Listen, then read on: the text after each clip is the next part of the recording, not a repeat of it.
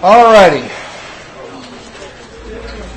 1241 review session. Here we go. Now, here's the big deal. Remember what time, well, first off, where is our exam at? Storeroom 110. What time is the exam? 8 o'clock in the morning. What time do you have to be there? 7:30-ish. If you're 7:30, 7:35 is fine. 7:40, you're running a little bit late because you got some forms to fill out and stuff, because I want you guys in your seat and already have the exam on your desk right when 8 o'clock shows up, so you can pop your little tab on the exam and start working on it immediately. Does that make sense? So don't show up at 8:10, 8:15, 8:30, 9:40, whatever. Don't show up because you won't be allowed in the exam. Does that make sense? Show up on time. This is not one to be late for. Now, the exam is going to be in 3 parts. This is the way it's going to work. You will get the first part right at 8 o'clock. It is the no calculator section. You will not allow to have your calculator anywhere near you. You can stick it under your desk in your book bag or whatever, but you're not allowed to use your calculator at all for part number 1 until the first hour of the exam. This is the way the game is played. It's a non-calculator section. Now, you're going to finish this first section in about, probably about 30 minutes or so. Maybe a little bit more than that, a little bit less. Doesn't matter. When you're finished with it, you will turn it in, and I will give you part number 2 with a bubble sheet, part number 3, which is free response. And you'll go back to your seat and start working. Those are the calculator sections. However, you're still not allowed to touch your calculator during even when you have those parts of the exam, because for the first hour, you're not allowed to use your calculator. But don't worry, half the problems on part 2 and part 3 you don't need a calculator for anyway. So, you are not allowed to use the calculator until the first hour. By that time, if you still have part 1 out, you have to turn it in. This is a timed exam. And then you will pick up part 2 and part 3. Right at 9 o'clock, I will give you the official word that you are allowed to use your calculators. Then you can break your calculators out and start working the rest of the exam. Do not just sit there and wait for 9 o'clock to roll around because you just feel the need to have your calculator on the thing. There's lots of problems on part 2 and part 3 that you can do without a calculator. Go ahead and get them done. And if you need a calculator, stop at that particular part of a question and then go on to the next question. That's okay. Do as much of it as you can. Don't waste your time on this thing because you only got 3 hours. It is a timed exam. But at the end of the day, at 9 o'clock, you have to finish with part 1. You will start your part 2 and part 3. I will give you the official word when you're allowed to use your calculator. And then when you're done with those things, you're going to turn in part 2 and part 3 in at the same time, and then you can leave. However, for those people that like to hold on to exams until the last minute, it is one of those timed exams. Right at 11 o'clock, you will be ordered pencils down.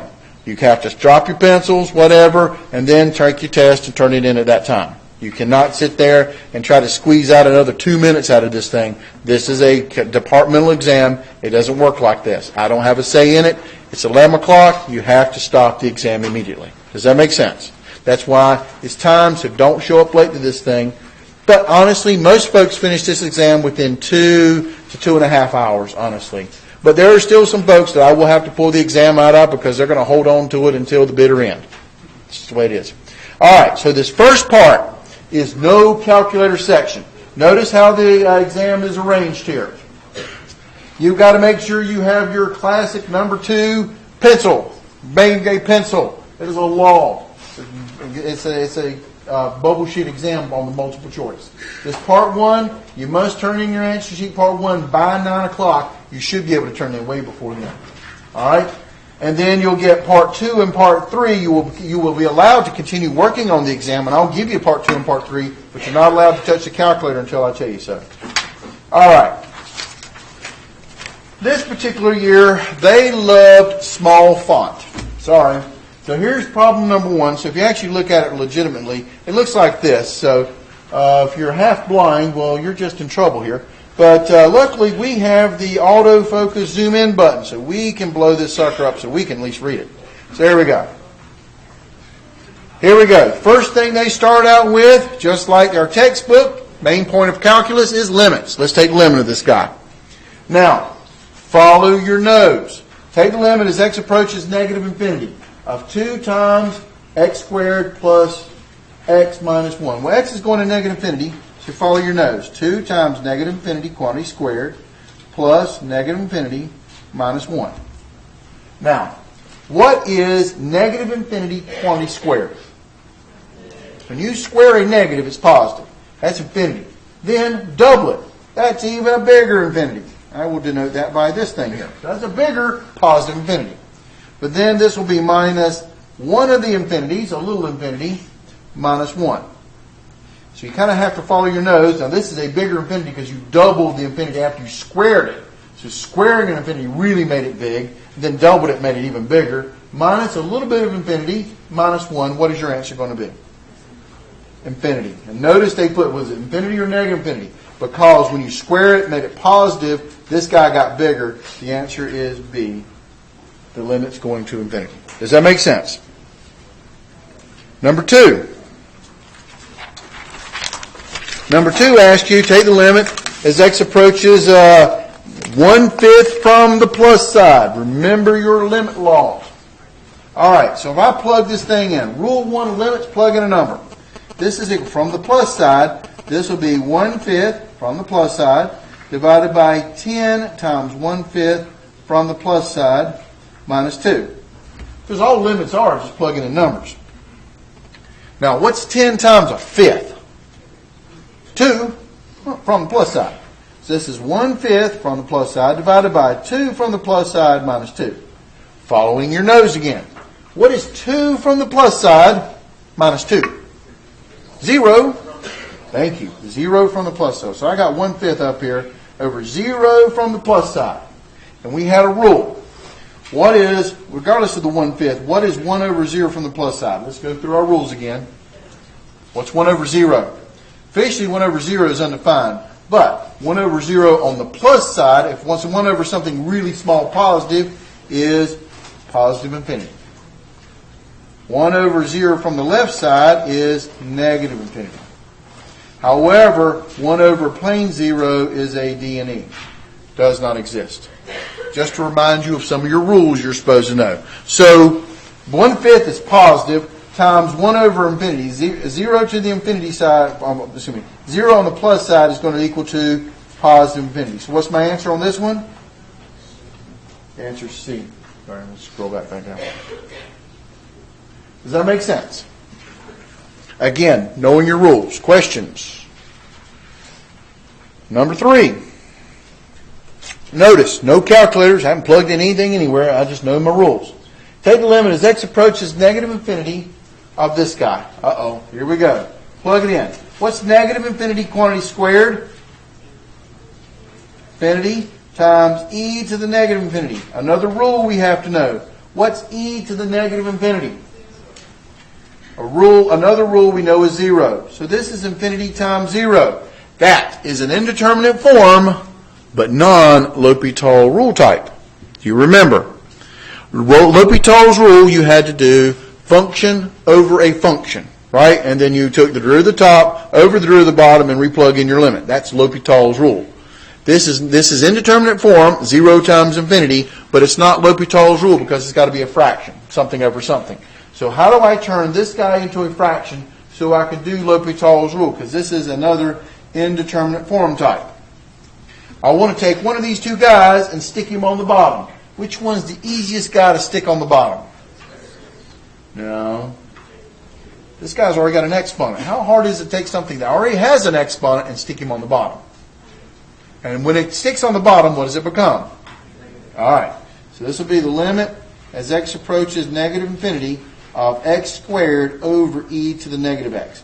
The guys with exponents is the guy, especially e's, are real easy to manipulate tops and bottoms. That's the guy you always want to move on the bottom.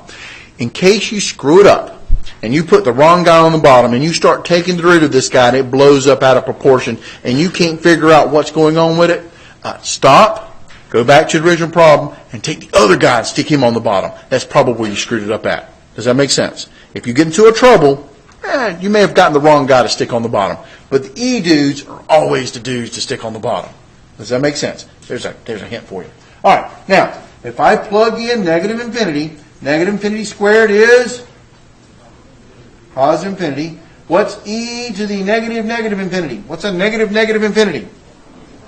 Positive infinity, that's positive. And what is e to the positive infinity?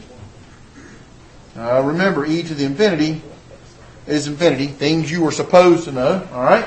So now, this is L'Hopital's rule. Just trying to show you that it follows the L'Hopital's rule pattern. So this is equal to the limit as x approaches negative infinity. What's the root of x squared? 2x divided by what's the root of e to the negative x? E to the negative x times negative 1. I'll put the negative out front. Plug in your infinity. This again, it becomes 2 times negative infinity is negative infinity. E to the negative infinity is infinity. Negative that is negative infinity. But it's still L'Hopital rule type. So guess what I get to do on this problem? Do it again. That's the beauty of L'Hopital's rule. You can keep doing it until you just brains fall out. So keep doing it. Take the limit. As x approaches negative infinity, what's the derivative of 2x? 2 divided by what's the root of e, negative e to the negative x? E to the negative x. Plug in infinity. Right? So this is 2 over e to the negative infinity. Again, a negative infinity is what? Positive infinity. So this is 2 over e to the positive infinity is infinity. And finally, what's 2 over infinity? When infinity's on the bottom, what does this thing go towards?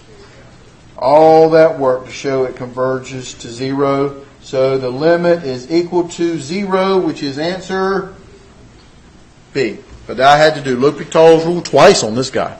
But I still haven't used a calculator yet. Does that make sense? Did I lose you guys anywhere? Questions? Yes, ma'am. So, how you use L'Hopital rule is when you get infinity times 0 and you thought it was indefinite? All right. Remember what we talked about before. There are other indeterminate forms, but there's only 2 L'Hopital rule forms. The L'Hopital rule forms are 0 over 0 or infinity over infinity, plus or minus. We don't care. The other indeterminate forms are 0 times infinity. The trick on this one was take one of these dudes and stick him on the bottom. Play exponents. You've got to make fractions. The other one was infinity minus infinity. The trick on this one was try to make the sucker into fractions and then do L'Hopital's rule on it. And then the other ones were 1 to the infinity, infinity to the 0 power, stuff like this. And what was the trick on these indeterminate forms? Very good. You had to take, you set y equal to this guy, and you had to take the natural log of both sides. These were the natural log trick that you had to do. Does that ring a bell? These are the 3. These are also indeterminate, but non-L'Hopital rule type. All right, let's take a look at number 4. Take the limit as x approaches negative 3 of x squared plus 6x plus 9 divided by x squared plus 2x minus 3. Well, there's 2 ways to do this problem, but the first thing that I'm going to do, because I'm really trying to stress the L'Hopital rule concept here, is plug in a number. Negative 3 squared is 9. 6 times negative 3 is minus 18 plus 9 divided by negative 3 squared is 9. 2 times negative 3 is negative 6 minus 3. And when I do my math, basic, simple, no calculator math, this is 0 divided by 0. Which means that I can do one of 2 things. What are the 2 things I can do on this problem? I can either do algebra, because that's what we did in chapter 1, but it is 0 over 0. I could use what? L'Hopital's rule. Which way would you like to do it? Good. L'Hopital's rule, because we're calculus students. We like derivatives. All right, so take a derivative of this dude. What's the derivative of x squared plus 6x plus 9? 2x plus 6. Don't hurt yourselves. Okay. Divided by, what's the derivative of x squared minus, x squared plus 2x minus 3. What's the derivative of that guy? 2x plus 2. I just want to practice some derivatives here because this is calculus 1. You're right. I could have factored that numerator, factored that denominator, and some factor would have canceled. That's what we did in chapter 1. And you could have done that, and that's perfectly fine and would have got the right answer. But, hey, it's 0 over 0, man. Use L'Hopital's rule. This is trying to prepare you guys for Calc 2, so just to let you know. All right, plug it in. Negative 3. 2 times negative 3 is, 2 times negative 3 is negative 6 plus 6 divided by 2 times negative 3 is negative 6 plus 2. This is equal to negative 6 plus 6 is 0 divided by negative 6 plus 2 is 4. And what is, negative 4, thank you there. But we don't care because what's 0 divided by negative 4 or 4, whatever? 0. When the 0 is on top, it's 0. So what's my answer? C. Does this make sense? Did I lose you guys anywhere on this stuff? And again, if you did the algebra, yeah, fine too. That would have worked fine.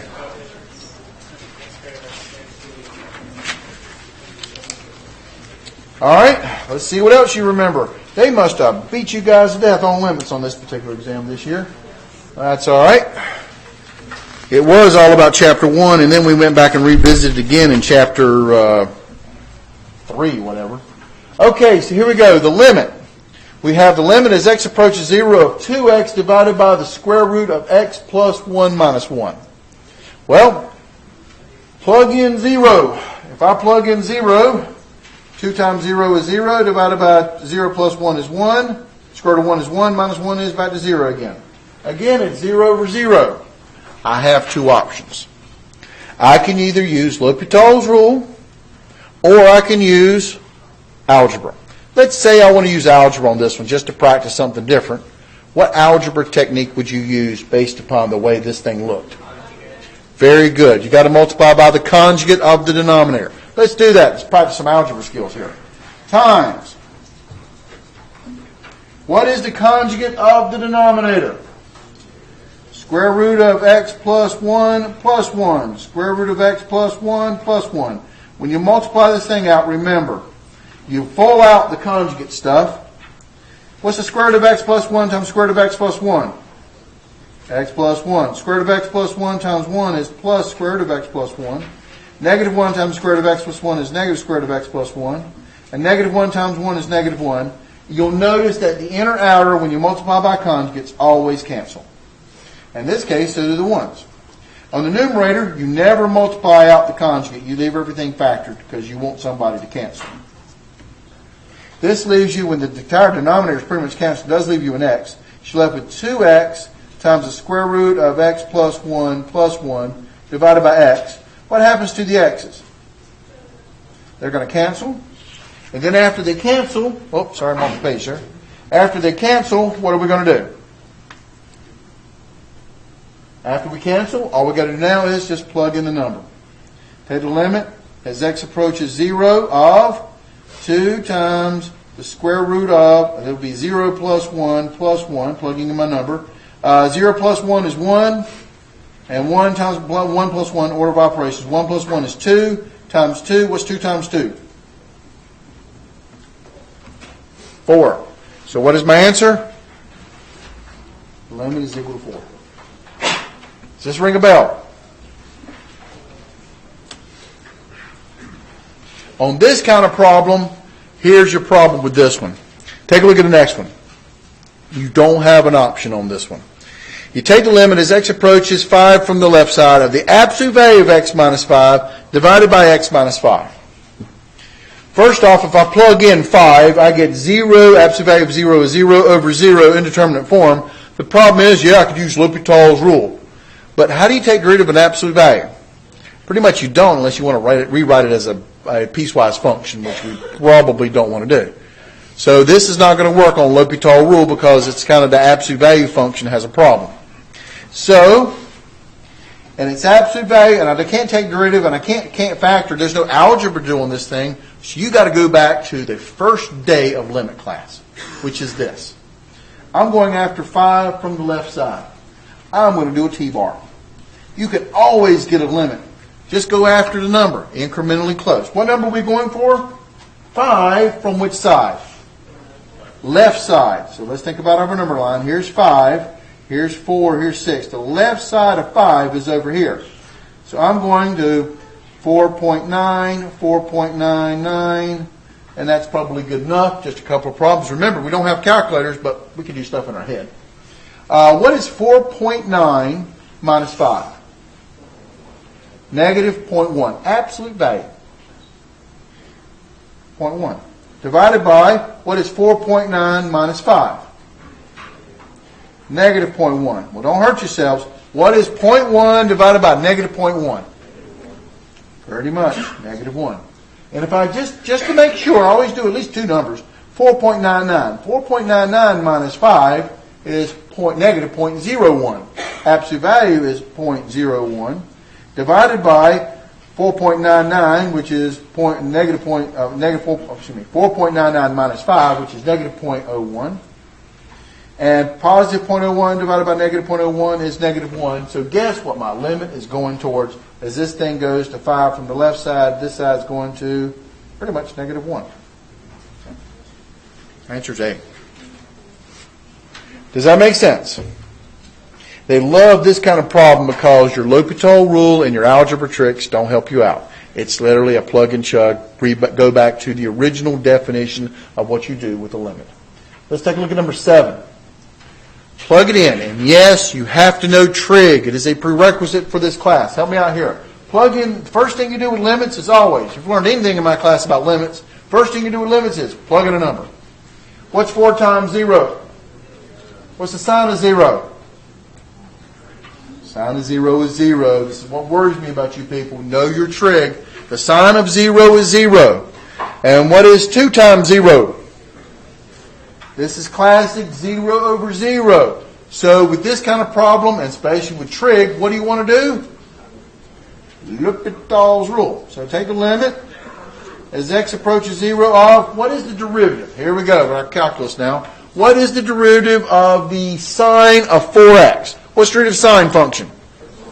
Cosine, inside stays the same, 4x chain rule, times derivative inside. What's the derivative of 4x? 4. Divided by, what is the derivative of 2x? 2. And re-plug in your number. This is 4 times over 2. What is the cosine? Well, 4 times 0 is 0. What is the cosine of 0? Very good. 1. So 4 times 1 is 4 divided by 2 is 2. The answer is 2. Does that make sense? Any questions? All right. You guys are starting out pretty good. Any problems with this exam? Well, let's give you guys a clue. This particular exam, the class average, so the people that took it, this was the spring 2010, did not do real well. They embarrassed themselves. Why? I have no idea. But this was not a hard exam, but the class average was somewhere in the mid-60s. Let you guys know about it. But remember, calculus exams is based upon competition. It is not how well you did in the sense of just a grade, but it's how well you did versus everybody else. So if the class average was a 65 and you made a 78, pretty much congratulations, because what's the deal here? 78, 65, you are way above what the class average was. Even though 78 is not great, it's a C, granted, but we base it on competition. So if the class average was a 65, you made a 78, that would probably end up really making your grade about an 88 or something like that. Does that make sense? We do. All right.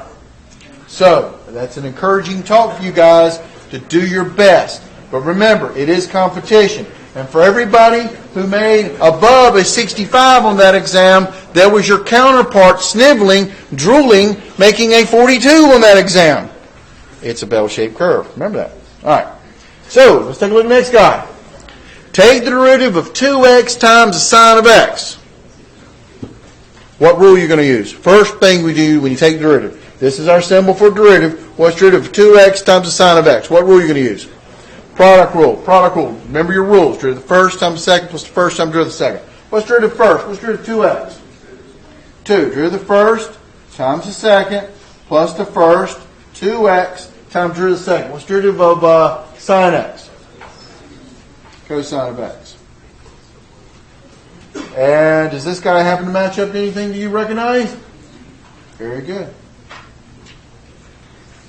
Does that make sense? Number 9.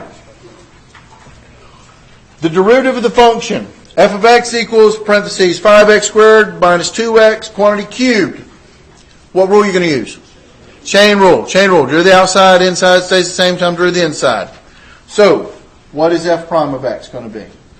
Derivative of the outside, 3. Inside stays the same. 5x squared minus 2x raised to the second power. Don't forget to subtract 1. Times derivative of the inside. Derivative of the inside, derivative of 5x squared is 10x minus 2. Is this anyone that you recognize?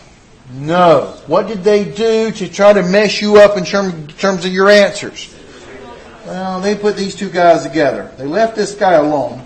5x squared minus 2x squared. They took the 3 and went ahead and combined it with this guy by distributing. What's 3 times 10x? 30x minus 3 times 2 is 6.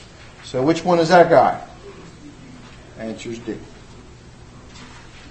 You see how they can start messing people up by just cleaning up a little answer there. Remember, no calculator, so you got to be able to do your algebra. All right, problem number 10.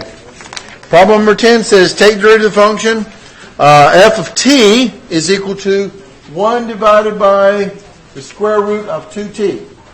And they cleaned up their answer. All right, so first thing you want to do is John's fundamental rule of calculus. What is John's fundamental rule of calculus? Clean up your algebra first. First thing, I don't do square roots. What's a square root? Half a power. I don't do stuff on the bottom either. What's a half a power on the bottom? Negative exponents. This is 2t raised to the negative 1/2. Does that make sense? That's a 2 there, believe it or not. Okay, what rule are you going to use to take rid of this guy? Chain rule. Chain rule. Derivative of the outside, inside stays the same, times derivative of the inside. Derivative of the outside, negative 1/2 comes out front. Inside stays the same, subtract 1. What is negative 1/2 minus 1? Negative 3/2 times the derivative of the inside. What's the derivative of 2t? 2. What happens to the 2's? They're going to cancel. Negative exponents could go on the bottom. This killed a lot of students right here. This becomes negative 1 over 2t to the 3/2 power. And they didn't have that up here. You have to know about fractional exponents. What exactly is a 3/2 power? Well, 3/2 is actually what? 1.5, right? Think about it. 1.5.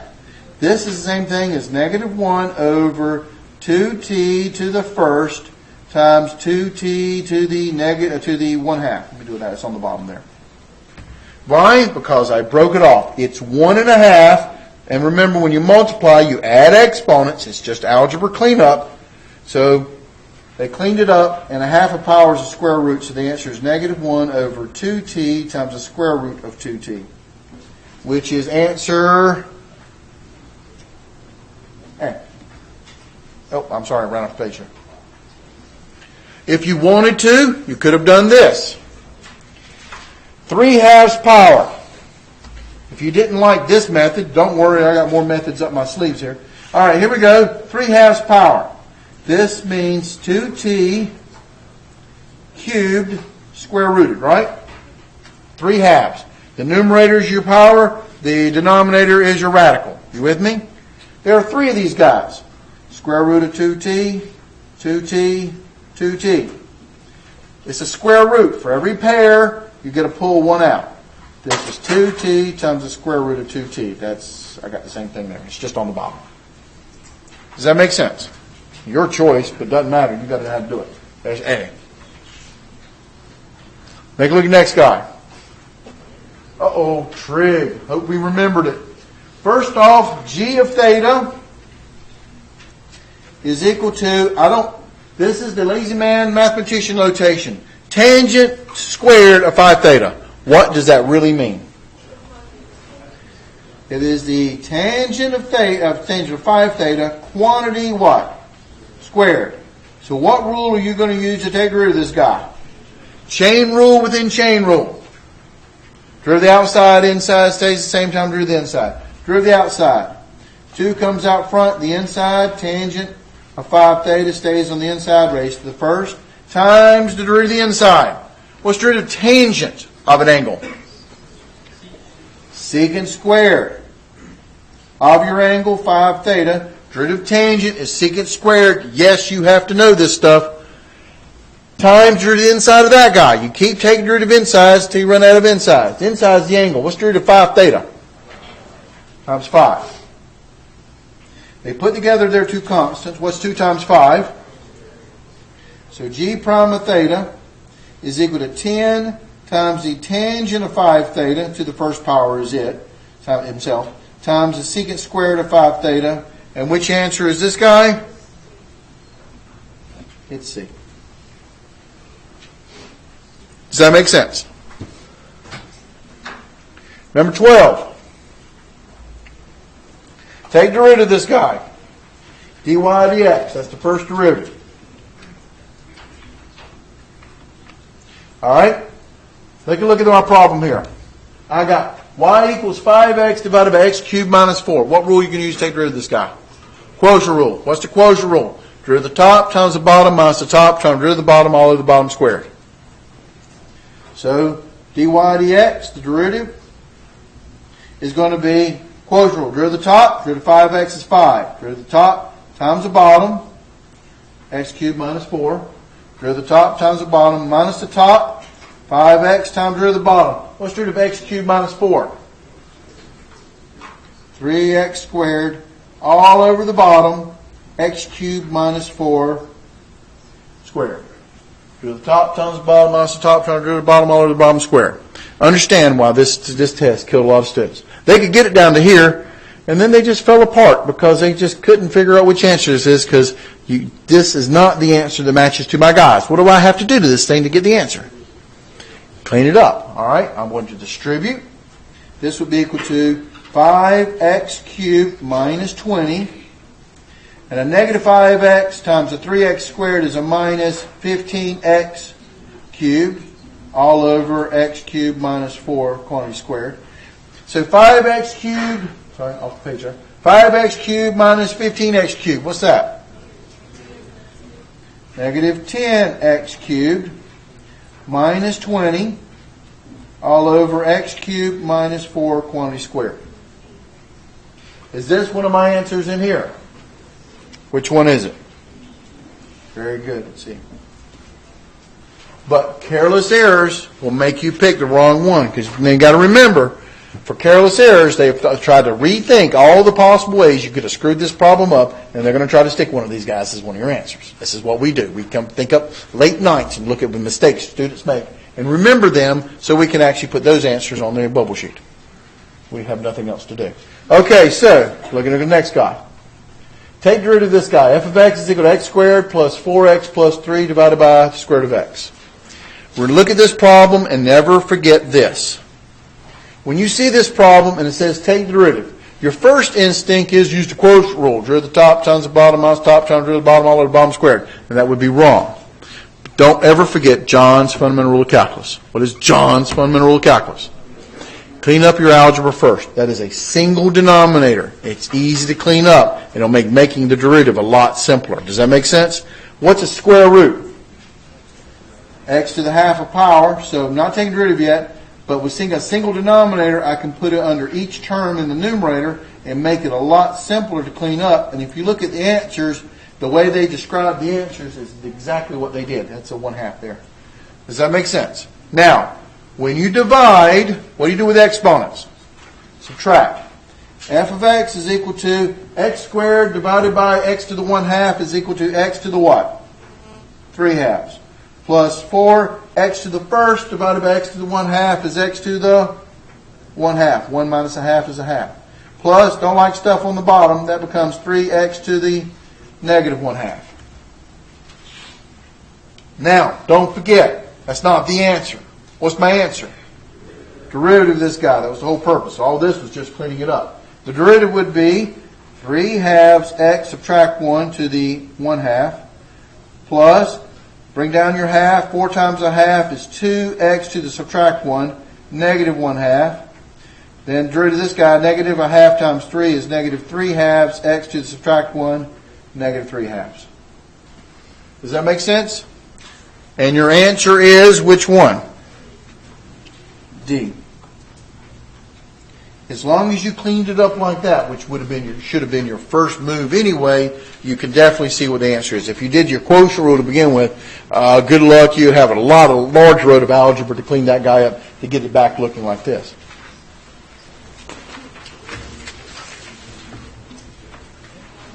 Number 14. If f of x is equal to e to the 2x sine x, the second derivative, pay attention to the question, the second derivative is equal to what? So this is going to be interesting. F of x is equal to e to the 2x sine of x. The first derivative, you should use the what rule on this guy? Product rule. Derivative of the first times the second plus the first times derivative of the second. Derivative of the first guy. What's derivative of e to the 2x? E to the 2x, it's an e function. Derivative of e to a function is e to a function times derivative of the exponent, which is this derivative of the first times the second plus the first e to the 2x times derivative of the second. What is the derivative of sine x? Cosine of x. Does that make sense? Now, if I'm supposed to take the second derivative of this guy, I want to clean up the first derivative, just to save myself a lot of time and hassle. So I'm going to clean it up. This is still the first derivative here. I have something in common. What do I have in common between these two terms? I'm going to factor out e to the 2x. That's going to leave me with 2 sine of x plus cosine of x. You with me so far? So now I want to take derivative again. What rule will I use to take the derivative again?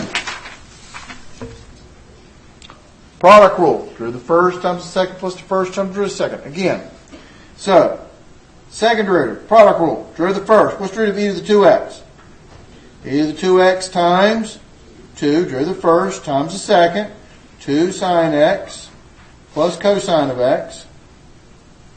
Plus, running out of room, so I'm dropping it down there. The first, e to the 2x times derivative of the second. What's derivative of 2 sine x? Derivative of sine x is what? Cosine x. 2 cosine of x. Plus, what's derivative of cosine of x? Negative sine of x. Okay? But, is that any one of my answers? Oh, of course not. What did they do? Cleaned them up. So, taking me more room down here, but don't worry, we got space. I'm going to distribute this. 2 times 2 is 4 e to the 2x sine of x plus 2 e to the 2x cosine of x plus another e to the 2x another 2 e to the 2x cosine of x minus e to the 2x sine of x. So I keep working this thing, and let's see, I got some like terms here. What is 4 e to the 2x sine x minus e to the 2x sine x? I got 4 of them there, I got minus 1 of them there. How many do I have? 3 e to the 2x sine x plus, what's 2 e to the 2x cosine of x plus another 2 e to the 2x cosine of x? 4 e to the 2x cosine of x. Do you see that guy anywhere in your problem? Actually, they stopped a little shorter than the combining of like terms, which really messed people up. Let's go back up here and look at it. Look at what I got down here. I'm going to have to zoom down here a little bit. There you go. They actually stopped a little bit sooner than that. So let's see if we can find it. They got the minus sine e to 2x. They got 4 cosine, and they got 4 sine. It's e. Does that make sense? Match it up. It's actually this is where they stopped at, which completely kills me because I don't know why they just go ahead and finish combining like terms if they made me do it all the way down to that level anyway. Does that make sense? Where did you get the 4? I'm sorry. Where did you get the 4 to the e to 2x? What did I get the what now? The 4 to the 2x. 4 e to the 2x sine x? Yes. Okay, back over here. You see, we took the product rule here. You distributed, right? What's 2 times 2? 4 e to the 2x sine x plus 2 e to the 2x cosine x plus 2 e to the 2. I'm distributing here too. Does that make sense? I went from this level and I distributed. Just doing my algebra. Let's take a look at this next guy. Put it like this because I'm going to do all my work down below it now because I just used that whole side of the page. Take the derivative of this function. Now, remember. This is a natural log, and we love natural logs. Why do we love natural logs? What is the natural log of m times n? Equal to? Natural log of m plus the natural log of n. What is the natural log of m divided by n equal to? Natural log of m minus natural log of n. Multiplication turns into addition, subtraction turns into division turns into subtraction, and powers get to go where? Out front. Remember your log properties. Why we love logs. So here's my function. F of x is equal to the natural log of x minus 1 divided by the square root of x plus 2. Right? And that is big old division. So what am I going to do with that guy? Division turns into what? And I have yet to take derivative. I'm going to clean up the algebra. Natural log of x minus 1 what? Minus the natural log of square root of x plus 2. But I don't do square roots. What's the square root? Half a power. And we're not done yet. Where do powers get to go? Out front. So the f of x is equal to the natural log of x minus 1 minus 1 half the natural log of x plus 2. Now, I have yet to take a derivative. This is just algebra. But let's take derivative. Now, one rule you got to remember about derivatives and natural logs. What's derivative natural log of x? 1 over x. What's derivative natural log of a function? 1 over the function times the derivative of the function. Does that make sense? 1 over the function times the derivative of the function. So, this is chain rule. What's the derivative natural log of x minus 1? 1 over x minus 1 times 1. Minus 1 half a constant. Constants hold over. What is the derivative of the natural log of x plus 2? 1 over x plus 2 times derivative inside, which is 1. Chain rule. Alright? So which guy is this guy? Well, if you clean this up, this is equal to just pretty much 1 over x minus 1 minus, this is two fractions multiplied. 1 times 1 is 1 times 2 times x plus 2. So your answer is clearly E. Does that make sense? And notice something or other. I haven't done anything with the calculator. Not allowed to. Didn't need to. Question. What's that? Okay, He's asking you for a recording. Are you recording this? I am recording this. $50 a head. Cool. All right, yeah. Does this make sense? Okay. We have now finished our exam. We've bubbled in our stuff with a pencil. By the way, I had somebody in my Calc 2 class the other day. I think I told you the guys this. They used a pencil to do a bob scan sheet. Used a pen to do an op scan sheet. Which just is pathetic. Come on. You guys are how old and how many years you've been doing op scan sheets? It requires a number 2 lead pencil. So shame on you for that. But it was a Calc 2 person, so don't worry, they failed. Now we're moving on to part 2. We've bubbled in our sheets. We turned them into the front of the classroom. We are going to get part 2, bubble sheet, and part 3 to continue on with our exam. But I still cannot use my calculator yet. No calculators. I still, according to my watch, have got about 15, 20 more minutes before I'm allowed to use my calculator before my first hour is up. That's okay. I can still do a majority of this test before I get to use my calculator. Alright, so let's go. So the part 1, most of the students that I talked to after taking that exam felt pretty good about part 1. Let's see how they screwed up the rest of the exam. Alright, so here we go.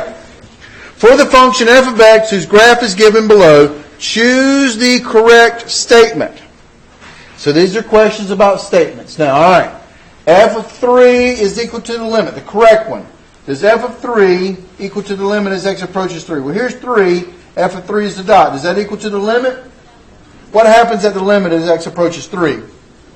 Does not exist, because the limit from the left doesn't equal the limit from the right. limit as x approaches 3 from the left. Does that equal 4? If I go to the left of this thing, to the left, does the limit equal 4?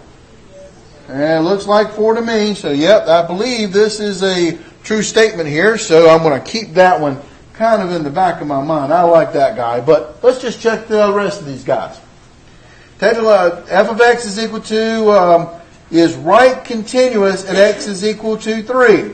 At x equals 3, is it right continuous? Well, that threw the name a lot of people off. What does that mean to be right continuous? That means to be right continuous is on the right side of that function, right side of 3, it's continuous. Well, let's take a look at 3. On the right side of 3, is it continuous? Yeah. Okay, so this is becoming disconcerting here. All right, so I kind of want to check this thing out here. But right continuous. Well, let's see here.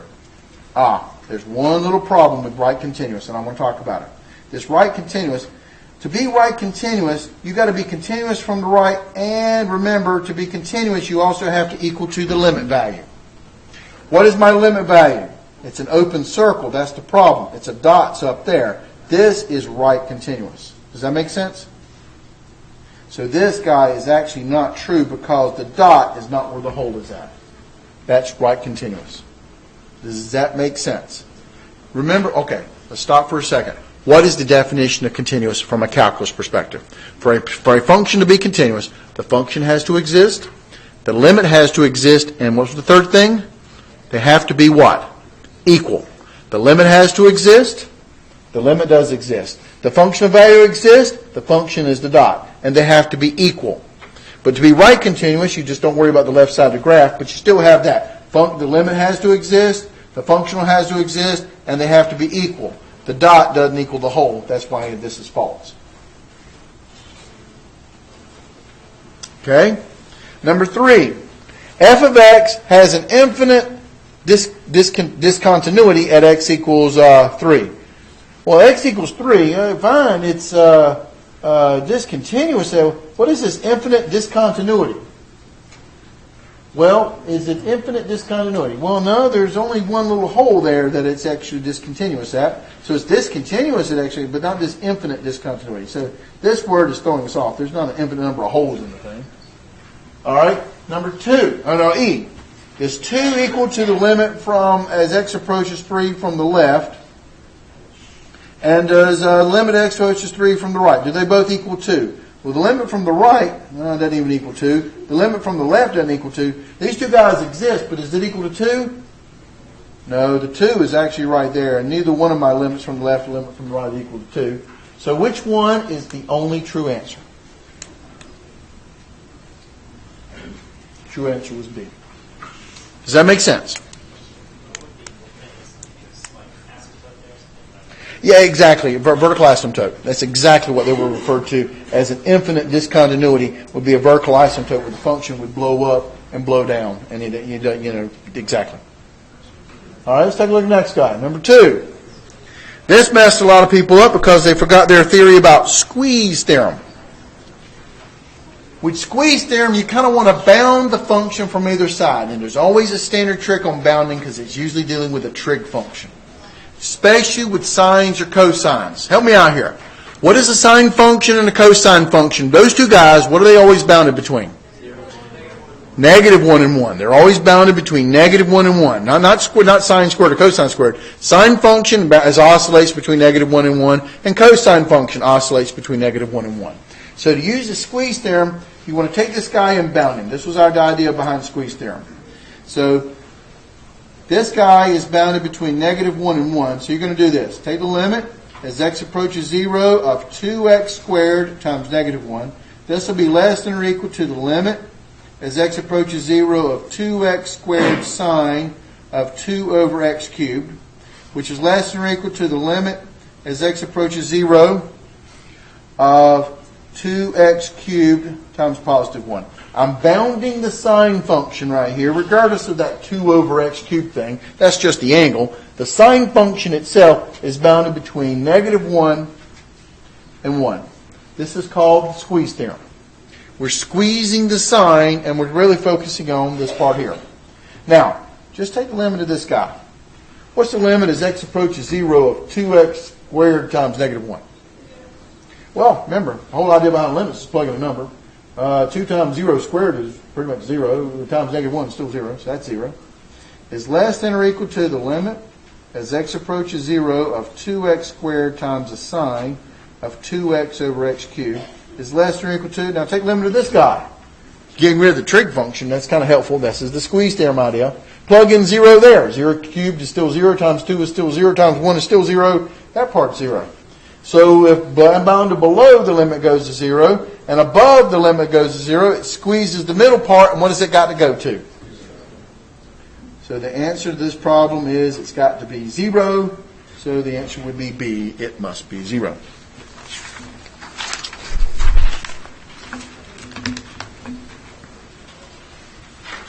All right, let's keep going. Have I used a calculator yet? No. That's why you can do a big part of this thing without a calculator. All right. Piecewise function here. Given the piecewise function defined as we have here, we're supposed to figure out which one of these guys is the correct answer in terms of the graph. The domain is all real numbers except negative 1, 0, 1, 3, and it's continuous except at negative 1. Looking at these answers, well, really, the only way I can really figure out what the answer to this thing is to graph it. Does that make sense? All right, so we're going to graph it. But it's a standard piecewise function, so it's not hard to graph. You just have to graph it in pieces here.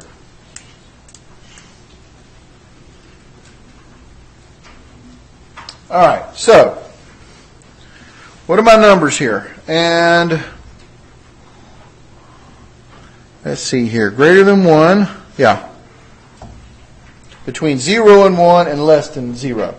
So if I'm going to graph this thing, I like working a graph from left to right. So I'm really focusing on 0, 0 to 1, and bigger than 1. 0 to 1, less than 0, and bigger than 1. So I'm kind of subdividing this thing right here just to focus on it.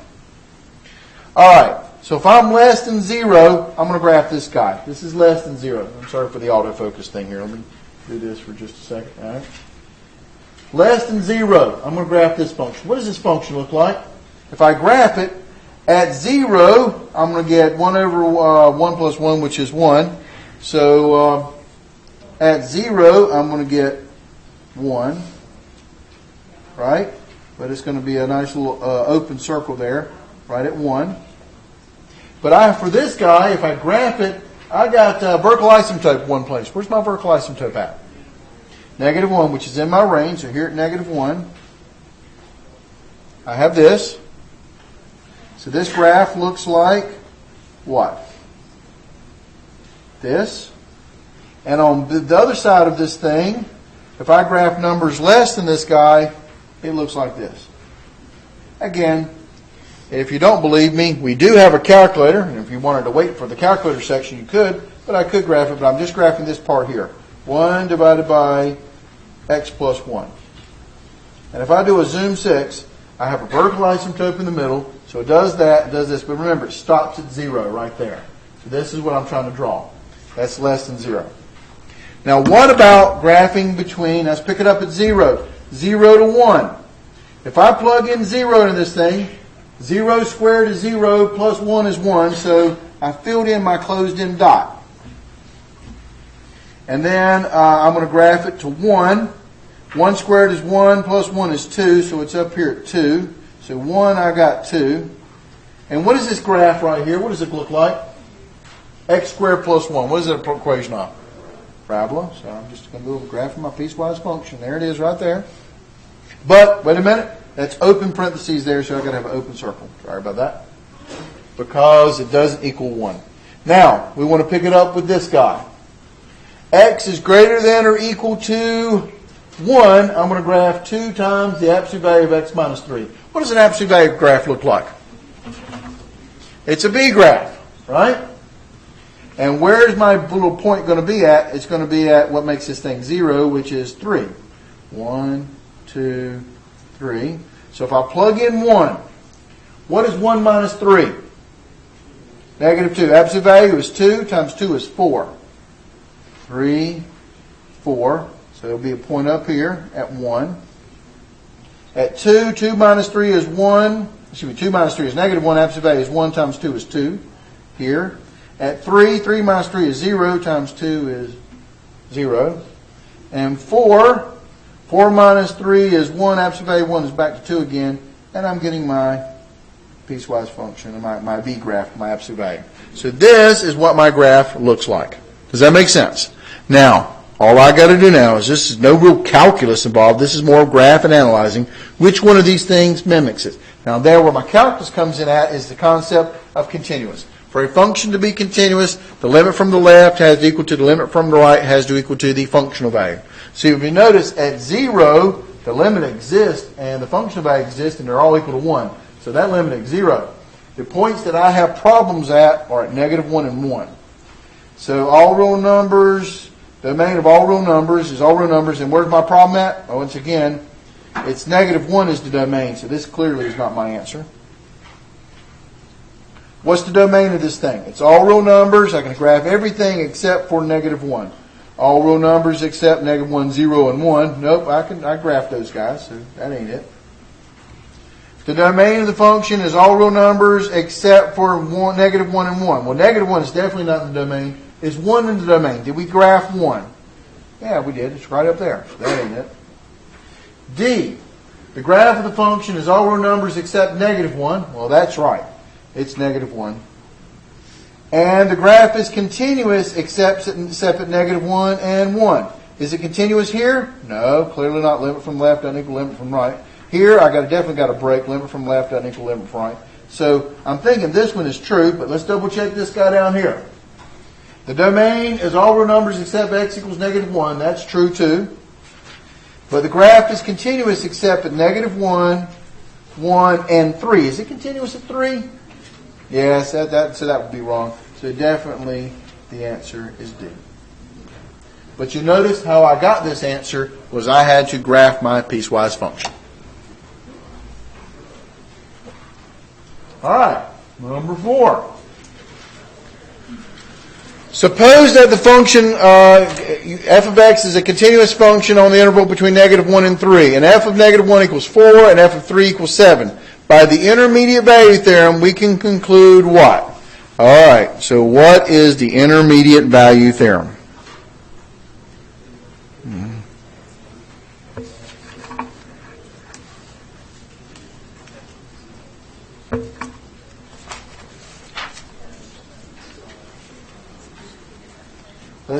So basically, this question killed a lot of students because of that word right there. What was the intermediate value theorem? And they didn't remember. So we better go over it. What is the intermediate value theorem? It says this. Right. F is a continuous function, continuous, and as long as f of a does not equal to f of b. F of a and f of b are my endpoints here.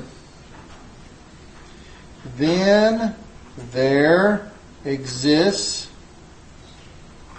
a C in the open interval between A and B. This means an element of the open interval between A and B, such that for any n in the interval between f of A and f of B, between these two endpoints, those are y coordinates, there exists a C, then there exists a C such that, kill my English here, such that for any element in here, let me get rid of that, we have n equaling to f of C. I kind of messed up my English there, so let me just restate this again. The intermediate value theorem states this. F is a as long as you have a continuous function and the two endpoints are not equal. F of A does not equal f of B. Then there is going to exist an element C in your interval between A and B. Some interval between A and B, there exists a number C, such that for any n within your range between f of A and f of B, n will be equal to that f of C. All right. So, what do we got here? We got f of -1. So if I plot this thing out, just to show you what we're talking about. F of -1. Here's -1 right here. F of -1 is 4. We'll make that 7 because I got small graph. Here's 4. f of negative 1 is 4. F of positive 3 is 7. And we have a continuous function between these two guys. So there exists, boom, there's got to be something that kind of connects these two guys together. According to this thing, there is a C element between negative 1 and 3 such that for any n, for an n in your interval between, what is f of negative 1? What is it? Between 4 and 7, f of c would be equal to this n value. Well, they didn't tell me what n is, but it's got to be between 4 and 7. And that's what it's equal to. What are the numbers between 4 and 7? Is 0 between 4 and 7? No. Is 5 between 4 and 7?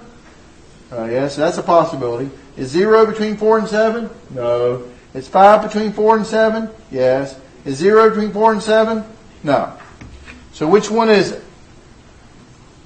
Well, let's see here. The C has to be between what two numbers? Is it 4 and 7 or negative 1 and 3? It's got to be the x coordinate. So which one's the answer? You got it. It's B. So basically, on this problem, as long as you remember what the intermediate value theorem stated, you got it right. Okay, so how many people, before they walked into this review session, remembered what the intermediate value theorem stated? All right, exactly. So, and how many people missed this problem on the exam? I had 2 people raise their hand in here. So 2 people, and let's say there's 2,000 students taking the exam. Let's see here, 1,998 people screwed this problem up because they didn't remember the intermediate value theorem. And you see the numbers now starting to drop. Let's take a look. Let's keep going. Suppose that A and B are finite numbers. Then what's the limit of this guy? This kills off a lot of people because they don't like taking limits with letters that they don't use for x. So here's a problem here. So, well, still, just plug it in. Take the limit as x approaches infinity of negative a e to the e to the 2 times infinity plus b. Because that's what you do with limits. Just plug in the number, see what's going on. What's 2 times infinity? Infinity. So this is negative a over, and what's e to the infinity? Infinity plus b. Remember, e to the infinity is infinity. And what's infinity plus b? I don't care what b is. Infinity. And what is a number? Regardless, a has to be represented as a number divided by infinity. When that infinity is on the bottom, what is it going to? 0. So the answer is B.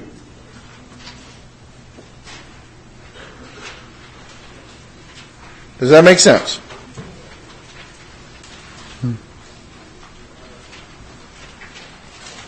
Did I lose you guys anywhere? Questions? All right. Don't let the fact that they throw letters at you really mess you up on this one. Uh-oh. Here we go. You know this is on the test. Never forget this formula. All right, what is the definition of derivative? I can guarantee you somewhere on tomorrow's test they're going to ask you what is the definition of derivative. And you have to memorize it. So there are several definition derivatives. You got to make sure you know them. Now there's actually 2 that you really should know. What are my definition of derivatives? The limit f prime of x is equal to what? The limit as h goes to 0 of f of x plus h minus f of x all over h. That's probably your number 1 definition of derivative. What are some other definition of derivatives? F prime of x is equal to the limit as delta x goes to 0 of f of x plus delta x minus f of x all over delta x. It's pretty much the same formula, but they like to write it in delta x calculus form. But the other one you need to know is this. The derivative at x is equal to the limit at a point A. F prime of A, The f prime of A is equal to the limit as x approaches A of f of x minus f of A over x minus A. There's another little limit formula you need to know for that guy. So these are the main ones you need to know. But which one is this guy using? On this exam, they got a bunch of H's in this guy, so it's got to be this. So, let's take a look, see what we know. F of x is given to be the square root of 2x minus 5. What is f of x plus h? What is that equal to? Square root of what?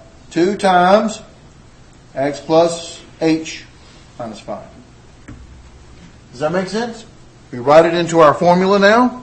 Our formula is the limit of derivative equals. Derivative is equal to the limit as h goes 0 of f of x plus h minus f of x all over h. This is equal to the limit as h goes to 0 of the square root of 2 times x plus h minus 5 minus f of x, which is equal to the square root of 2x minus 5 all over h. Is that one of my answers? No, it's not. What did they do to clean this guy up? They didn't do much. They just distributed the 2. So this is equal to the limit as h approaches infinity of, h approaches 0. I don't know where the infinity came from. Last problem, I guess. Take the limit as h approaches 0 of the square root of 2x plus 2h minus 5 minus the square root of 2x minus 5 all over h. And which answer is this guy?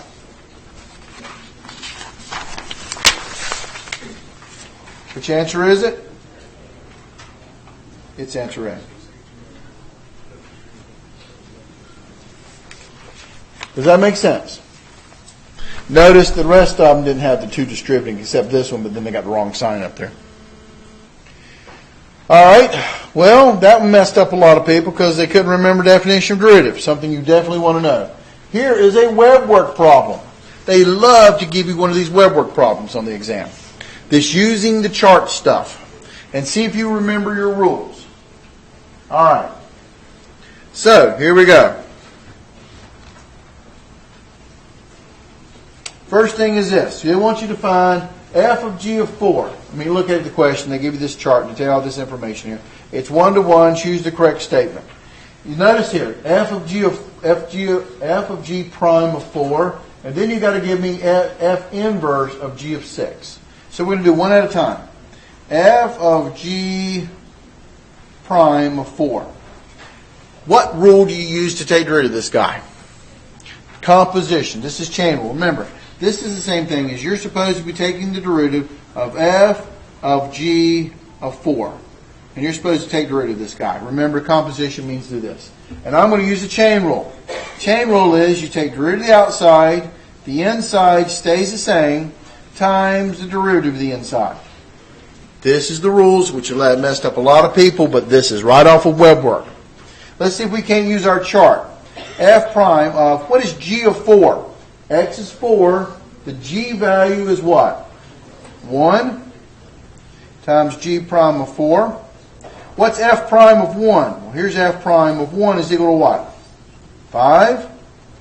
Times what is g prime of 4? Here's x is 4, g prime's on the bottom. What is that? 2. And 5 times 2 is equal to what? 10. So I end up getting 10 for this part. So pretty much I can narrow down the answer has got to be D. Because it's the only one that has f of g prime of 4 is equal to 10. However, we could better double check to make sure f inverse of g of 6. Now this is f inverse of g of 6. Compositional function, this is f inverse of g of 6. Order of operations. This is not derivative here, we're just plugging it in. What is g of 6 in this particular problem? Well, x is 6. G of 6 is what? 3. Now here's the question. How do you find f inverse of 3? This goes back to that 1-to-1 stuff here. How do you find f inverse of 3? Well, that means the y-coordinate of f is 3. Where's the y-coordinate f of 3 equal to? Well, there's 3 right there. So what would the x value be? Remember, inverse to switch x and y's. So this is f inverse of y. We want the x coordinate. When y was 3 under f, that's the only one, what was x? 1. And notice it's equal to 1 there. So this is definitely my answer. Does this make sense? Good practice. But don't let this be the only exam we study. Number 8. Suppose, and have I used much on a calculator? Except maybe a little bit of graphing. I really haven't done much with the calculator yet. Suppose S of t equals 25t squared plus 30t plus 14 is a position of an object at time t moving along a straight line. What is my question here? And you see, what messed a lot of students up was the way they worded the question. Here's the question. What's the average velocity? What's the instantaneous velocity? But if you look at the questions, they're all asking the same thing, but they wrote the question within the answer. That really messed up a lot of students. That's what I'm telling you. But don't let it mess you up. Just read the questions. They're all asking the same questions. You got to pick the right answer. They wanted average velocity and instantaneous velocity. What is the formula for average velocity? It looks like over a time interval between a and a plus h. On a time interval between a and a plus h. What is the formula for average velocity? It is the position at a plus h minus the function of f of a over a plus h minus a. It is the slope formula of position. Average velocity is distance over time. Does that make sense? Now they gave us this guy, so let's plug it in. This is equal to S of, S is going to be 25 times a plus h, it'll be a plus h squared, plus 30 times a plus h, plus 14. Sorry, running out of room on this one. Minus s of a, which would be parentheses. Don't forget your parentheses. 25a squared plus 30a plus 30h, plus 38 plus 14. All I did was plug an a in this thing here. That's all over. What's a plus h minus a? H. This is equal to, let's clean it up, 25. A plus h quantity squared is a squared plus 2ah plus h squared.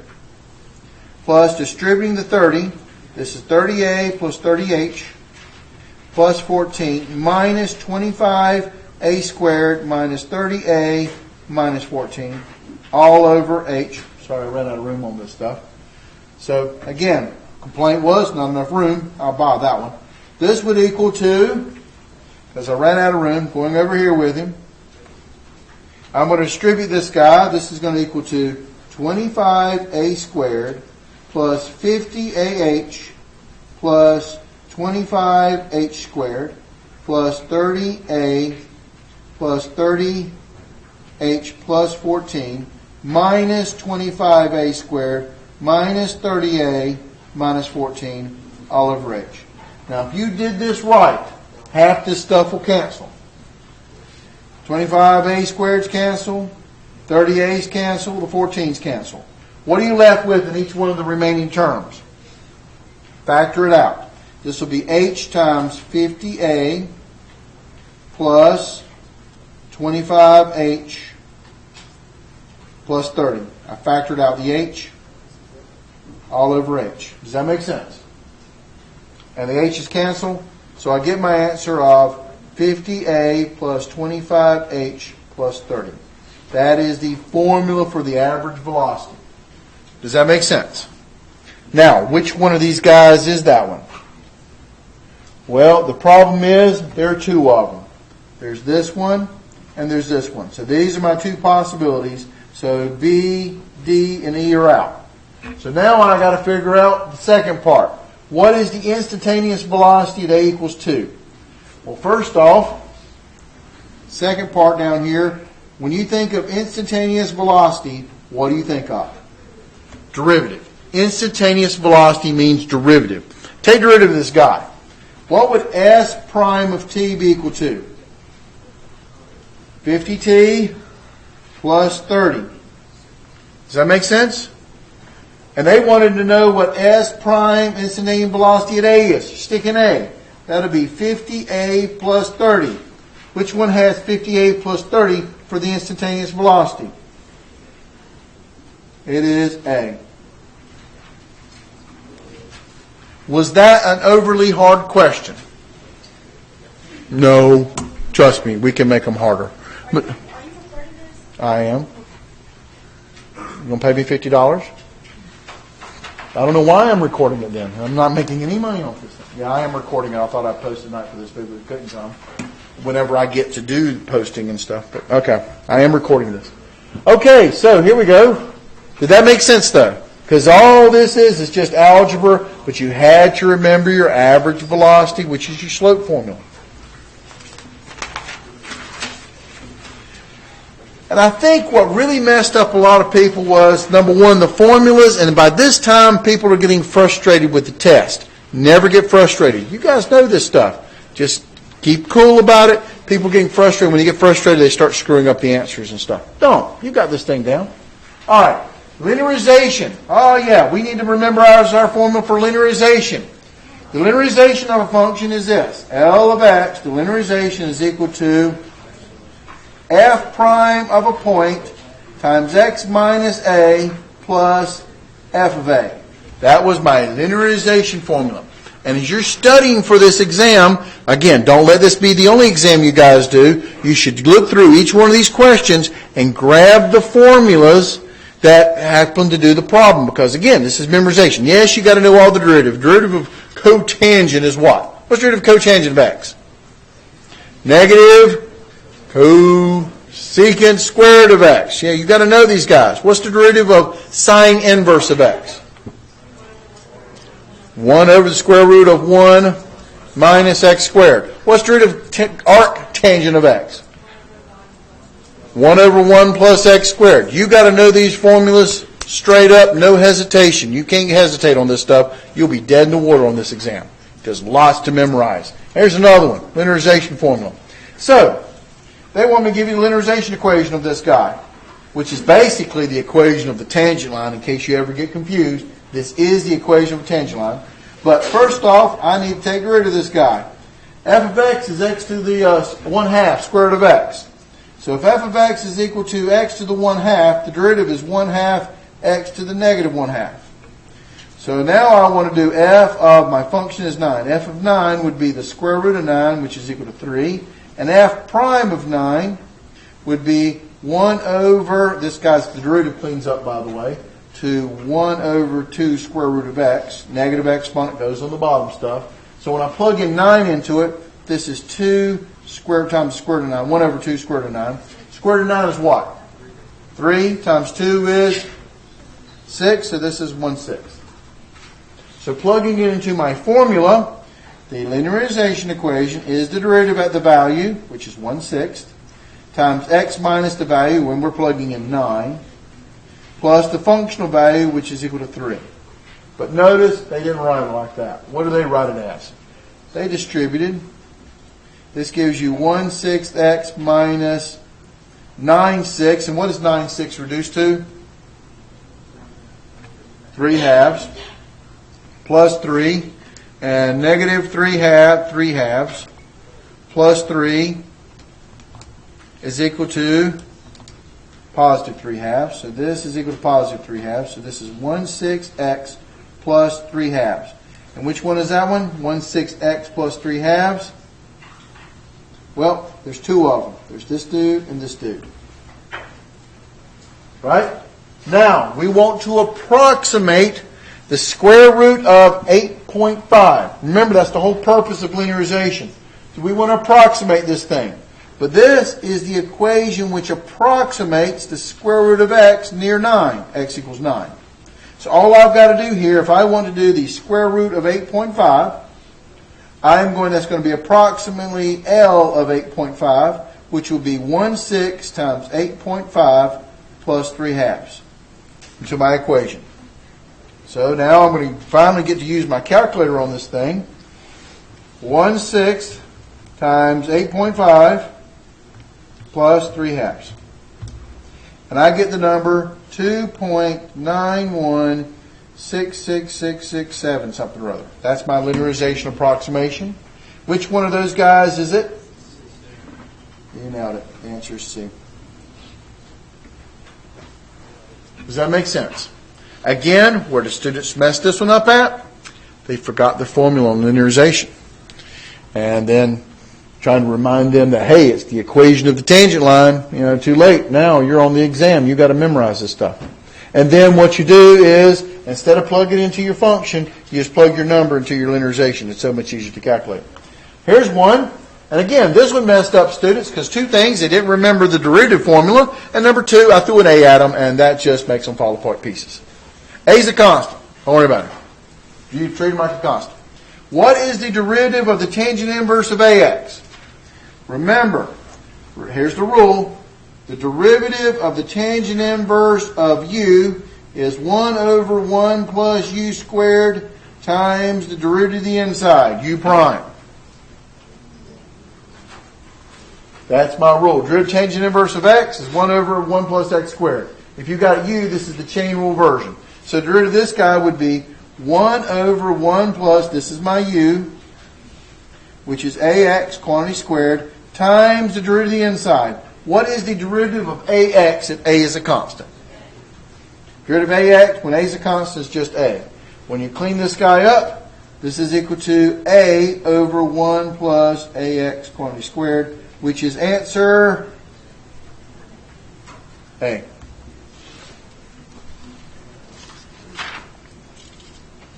Does that ring a bell? Make sense? Any questions? Straight up memorizing the rule. And if they put the tangent inverse on this test, they'll put the cotangent inverse on the next test. What's the derivative of cotangent inverse? Negative 1 over 1 plus X squared. Very good. Remember, derivative of the co-inverses is the same thing as the other guys, except negative. Okay, implicit differentiation. That's just awful. But remember, implicit differentiation is very simple. Every time you take derivative of y, don't forget to tack on a dy dx. You treat y as a function, product rule, chain rule, quotient rules still apply. So, here's my function. X cubed plus 3x to the fourth y is equal to 4y squared minus 9. We're going to do implicit differentiation on this guy. So, just jump in with both feet and start taking derivative. But remember, when you take derivative of y, don't forget to tack on a dy dx or a y prime. So here we go. What's the derivative of x cubed? 3x squared. Plus, what is the derivative of 3x to the fourth times y? Product rule. That's a times, product rule. Derivative of the first, derivative of 3x to the fourth is 12x cubed times the second, y plus the first, 3x to the fourth times derivative of the second. Derivative of the second is, derivative of y is dy dx. Equals, what's the derivative of 4y squared? 8y, but every time you take a derivative of y, you got to tack on a what? dy dx. What's the derivative of 9 minus 9? 0. So it kills off. You are trying to solve for dy dx. So move it to one side. So I'm going to subtract. Easiest way is subtract 3x to the fourth dy dx from both sides. This cancels, leaving me with 3x squared plus 12x cubed y is equal to, this guy I have 8y minus 3x to the fourth, and I factored out my dy dx. Does that make sense? Because I'm trying to solve for dy dx, so I went ahead and factored it out. So now what am I going to do to solve for dy dx? Divide. So dy dx would be equal to 3x squared plus 12x cubed y divided by 8y minus 3x to the fourth. And there's my guy. Now, which one is it? Oh, good. Yeah, it matched up. It's A. Does that make sense? Questions? All right, keep going.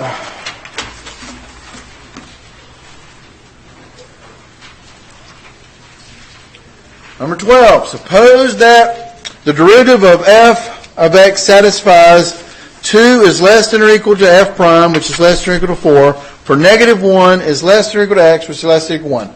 By the mean value theorem, we can conclude that the difference of f of 1 minus f of negative 1 is what? All right. What do we remember? From the mean value theorem, what you need to remember is this. There exists a c within your interval between a and b such that f prime of c is equal to the slope of the endpoints, f of b minus f of a over b minus a. And this is called that mean slope thing here. Remember the mean value theorem, right off of web work. All right. But this also tells me that I can rewrite this guy that f of b minus f of a is equal to f prime of c times b minus a. I just multiply by b minus a on both sides. So it's the same equation here. So I know this, but I plug in my numbers. My endpoints are what? Negative 1 and 1. So f of 1 minus f of negative 1 is equal to some f prime of c times b minus a. B was 1 minus a was negative 1. Does that make sense? So, cleaning it up, f of 1 minus f of negative 1 is equal to f prime of c times what? What's 1 minus negative 1? 2. But here's the deal. The derivative is bounded between two numbers. What is the derivative bounded between? 2 and 4. This tells me that I can bound this guy, so f of 1 minus f of negative 1 is bounded by less than or equal to it's f prime of c at the low end, low times 2, and f prime of c at the high end times 2. And that's a 2 there, believe it or not. All right. What was my low end of my derivative? 2. So this is 2 times 2 is less than or equal to f of 1 minus f of negative 1, which is less than or equal to the high end was 4. And 4 times 2. What's 2 times 2? So this is 4. And 4 times 2 is 8. So it's bounded between 4 and 8. And 4 and 8. So the answer has got to be... And this was one of the interesting problems that also occurred on the exam. Typo. What's the typo here?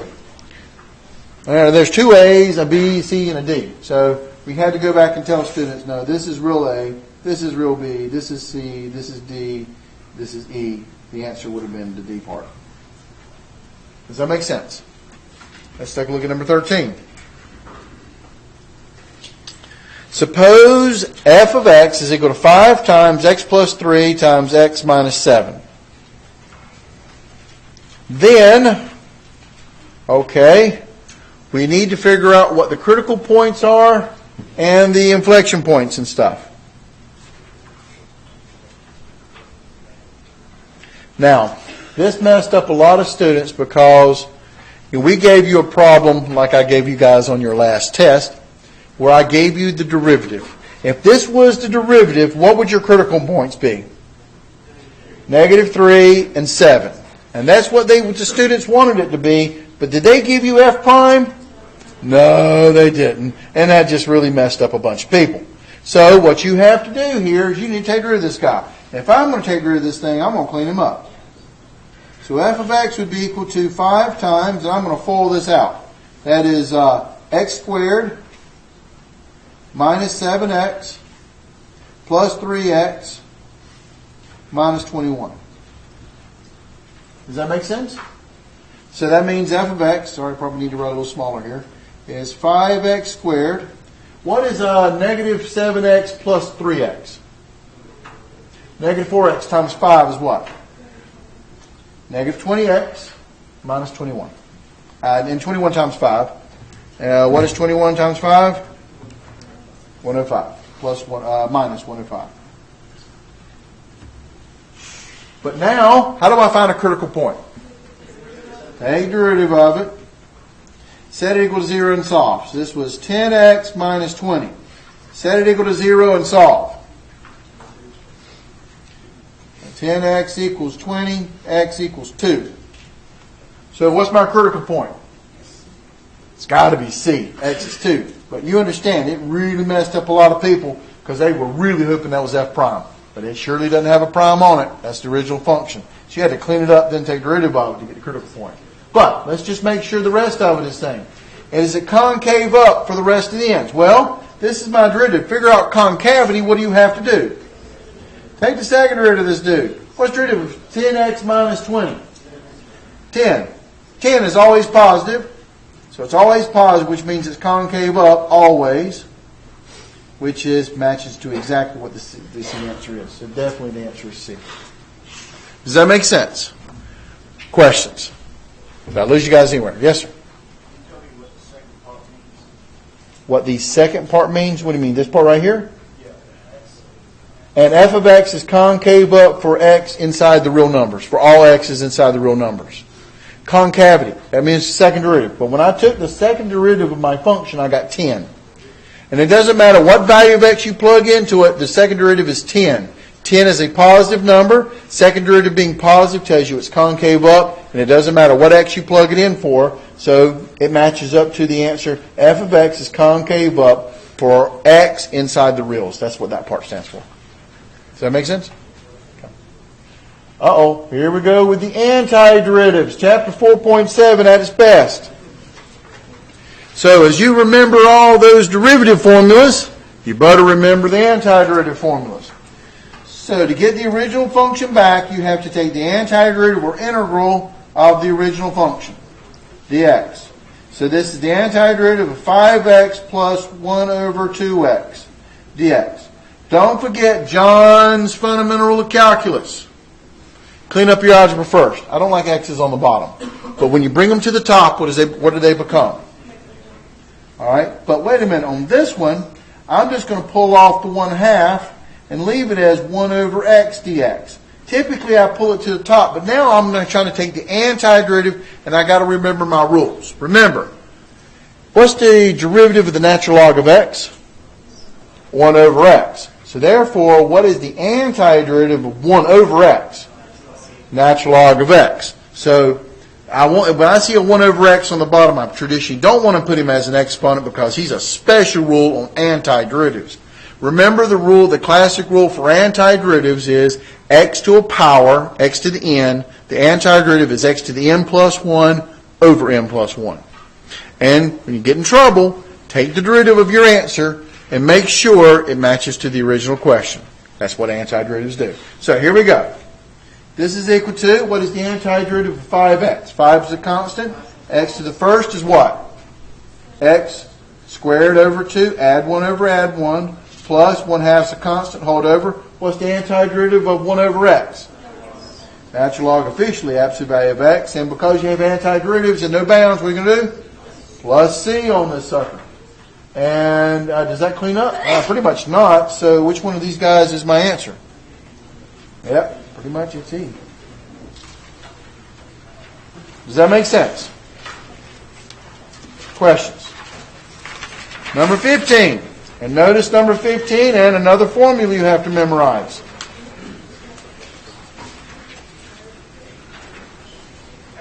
Find the root of the equation using Newton's method. Using Newton's method. Here we go. I've been doing this all day, so my voice is now beginning to give. All right, so here we go. To do Newton's method, to find a solution, you always have to set your equation equal to what first? 0. So to set this guy equal to 0, I'm going to say f of x is equal to, and looking at the way they have it, I want to do the trig function up front. Cosine of x minus x equals 0. These guys are the same thing, but you want to set the equation equal to 0. Does that make sense? All right, so here we go. What is Newton's method? Remember, xn plus 1 is equal to xn minus f of xn divided by f prime of xn. This is what you have to have memorized. Does that make sense? This is Newton's method.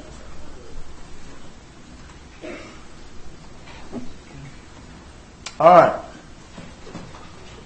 So f of x is cosine of x minus x. What would the derivative be? What's the derivative of cosine of x? Derivative, from there, negative sine of x minus what's the derivative of x? 1. Does that make sense? So, plugging it into this thing here, and I'm going to drop down my volume thing so you guys can see it. Therefore, xn plus 1 would be equal to xn minus f of xn. There's f. That would be the cosine of xn minus xn divided by the derivative at xn. That would be negative the sine of xn minus 1. Does that make sense? Do you see exactly how I got this guy? Plugging in f of whatever, stick in whatever into your x. Now, we're just plugging xn's into my x's. Now, is this one of the guys you happen to notice here? Is this one of the answers? Well, no, not really. But wait a minute. Maybe I can clean the algebra of this guy up a little bit. So, what can I do with this guy? Because that negative is on the inside, I could factor a negative out. Watch this. xn minus, this would be the cosine of xn, minus xn, divided by negative, factoring a negative 1 out, leaves you with the sine of xn plus 1. Agreed? Just a little algebra, I factored out the negative. And when I divide by negative 1, that's the beauty of negative 1. Dividing by negative 1, same thing as multiplying by negative 1. So this negative 1 is the only guy that ever goes up on top. And what is this minus minus going to turn into? So this thing ends up being xn plus. Now minus and minus is plus. I still got my fraction. Cosine of xn minus xn divided by, but now my denominator is pluses. Sine of xn plus 1. Does that make sense? And if you notice, that happens to be which answer? Happens to be the A answer. Does that make sense? Questions? Now, you would not turn in part 3 as of yet, part 2 as of yet, because you're going to turn in part 2 and part 3 of this exam at the same time. And let me remind you also, this is a final exam, university departmental final exam. Therefore, you are required, regardless of who your professor is, to take your student ID number with you on your little 49er card, and you're going to have to bubble in that part under your student ID stuff. All right? Unlike my test, all you had to do was bubble in your name. On the final exam, you also have to bubble in the student ID number under that. So bring it with you. Now we're on to part 3. Here we go. Taking the derivatives. Applications, and let's start with the word problems. All right. Okay, so this one messed a lot of people up because they weren't paying attention. And we tried to underline it for them, but that didn't help. All right, here we go. A snowball is melting as its radius, surface area, and volume are all decreasing, but at different rates. Suppose it is a perfect sphere, and the surface area of a quadratic function of the radius A is equal to 4 pi r squared. Well, they're being fancy on the term, but that's your surface area formula based upon radius of a sphere. That's all they're telling you, being all fancy and stuff. Part A. What is the exact rate of change of the surface area when the diameter changes from 8 centimeters to 7.8 centimeters? The problem is they chunked diameter at you. And they wanted to know what the exact rate of change is. That is this guy. But first off, here's your problem. Surface area equals 4 pi r squared. But I don't want it in terms of r. What kind of numbers are they giving me? Diameter. What is my relationship here? The radius is equal to what compared to the diameter? 1/2 the diameter. Diameter over 2. So you got to outthink these problems because they are quizzing you on your knowledge base. Remember, this exam is competition. How you do versus how everybody else does. And you want to be on the upper side of that curve. All right, now, I'm going to plug that in here. So area is equal to 4 pi times diameter over 2 squared. So area now equals 4 pi d squared over 4 when I clean it up. And notice that the 4's cancel. And leaving me with a beautiful formula, area equals pi d squared. Now, what does delta stand for in your world and from a calculus perspective? Change. They want me to calculate delta A when the diameter changes from 8 to 7.8 centimeters. Okay? From 8 to 7.8. Remember, it's always the end minus the beginning when you do one of these rates of change. What did you have at the end minus what the beginning was to see what's going on? So this would be equal to the end minus the beginning. When I do this stuff, what was my ending point of my diameter? 7.8. So this would be pi times 7.8 squared minus pi times, what was it at the beginning before it started to melt? 8 squared. So now, definitely by the time I've done all this, I'm in calculator mode. And I blew it up way too big here for you guys, but I guess I can do it right here. All right, pi, using the pi button, times 7.8 squared minus pi times 8 squared. And notice what you get. You get negative 9.927432785 watt. What would my units be? Very, very good. Centimeters squared. This is what we were looking for. And don't forget to use your units. It's a word problem. Does that make sense? And yes, the units were worth maybe a point or something like that. If you forgot the units, don't forget your units on word problems. Does that make sense? Did I lose you guys anywhere?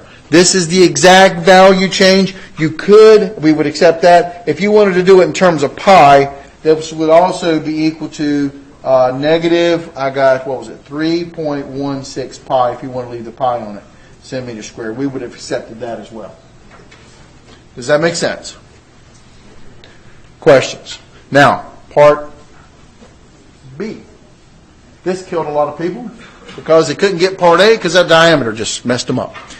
Calculate the differential of A and use it to approximate the A in part 1. All right. If you remember your differential, df, the differential of f, was equal to the derivative at x dx. That is the differential notation. This is just for your notes. Differential notation. So they wanted dA. So dA would be the derivative of a times d, and what's my variable? D, because we're using d for diameter. Sorry for the DDs. Does that make sense? What is the derivative of A? Remember, A was equal to pi d squared. So what would A prime be equal to? 2 pi d. Very good. Okay. So dA would be equal to the formula 2 pi d times d. D diameter. All right. Now, what was your original D? What did we start with? This is the beginning D. D was equal to, in terms of diameter, D was equal to what? 8. DD is approximated by delta D. What would my change in diameter be? Remember, it's still end minus beginning. What was my ending point? Again, refer back to this problem up here. What was my ending point? 7.8 minus, the beginning was 8. What is 7.8 minus 8?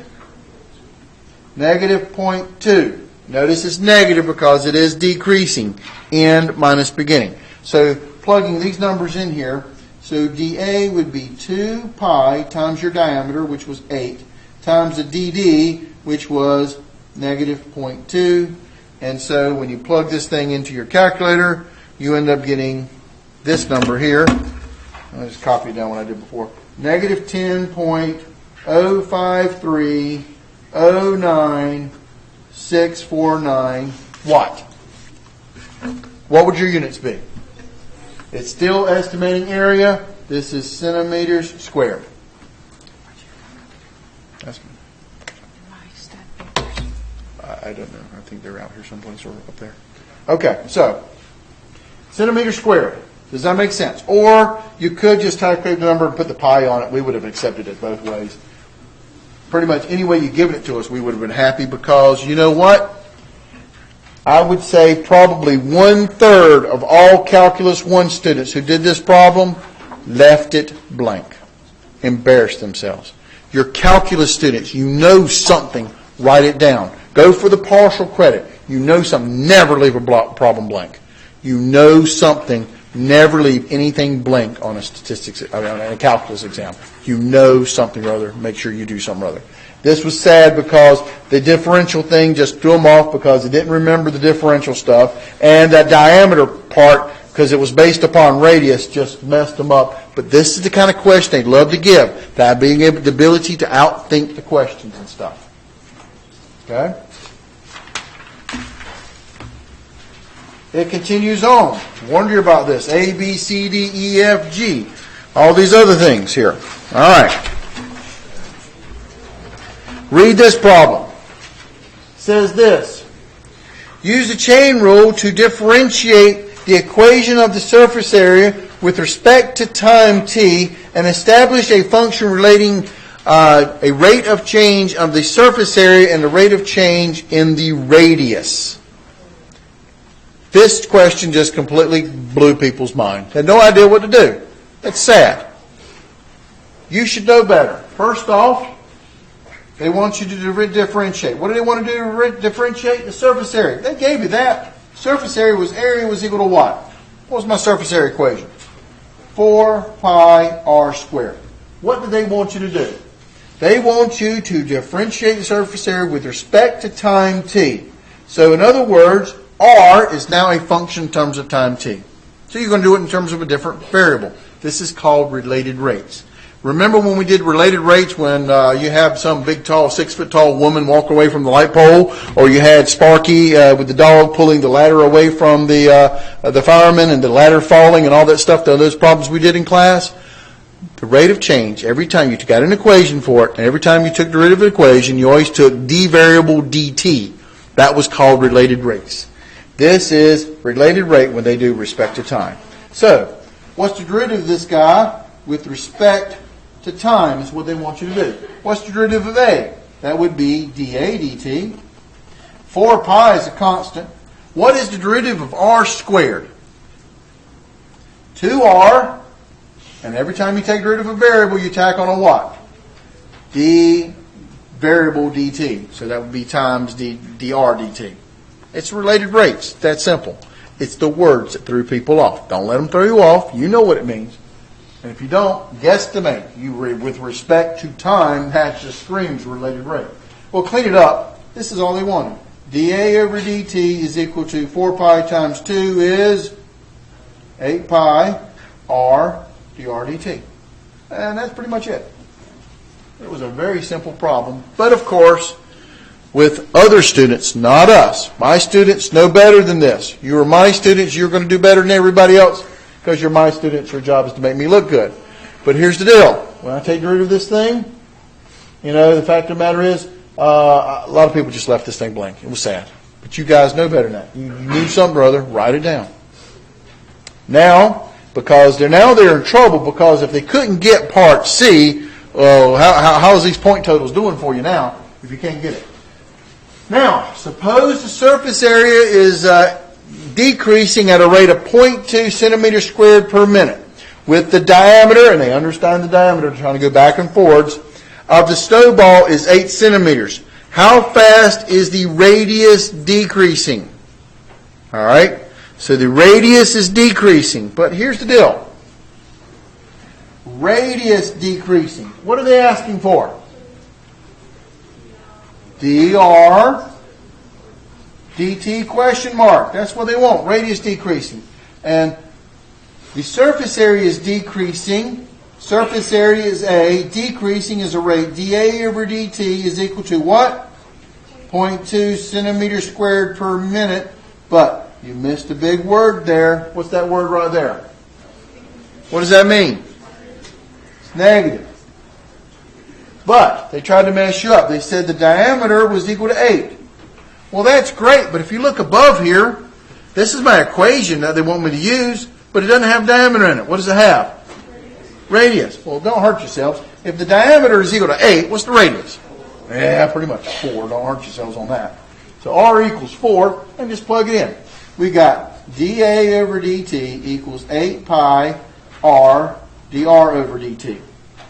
Plug it in. dA over dt is negative 0.2 is equal to 8 pi times r, which is now 4, dr over dt, which is what I'm looking for. It's a classic related rate problem. Just like all those triangle problems that we did, and volume problems, and that conic pile of piling stuff on top of a cone, and the volume of the gravel is growing at a rate equal to its height, and all that good stuff. All right, so here we go. Clean it up. You're on the goal. Let's just score here. This is negative 0.2 is equal to, what's 4 times 8 pi? 32 pi dr dt. So dr dt would be equal to negative 0.2 divided by 32 pi, which is equal to, for those people who love decimals, negative 0.0019894368. But minus 10,000 points for you people that didn't do this, what should you do? Don't forget your units. What's r measured in? Radius. It's measured in centimeters. What's time measured in? Minutes.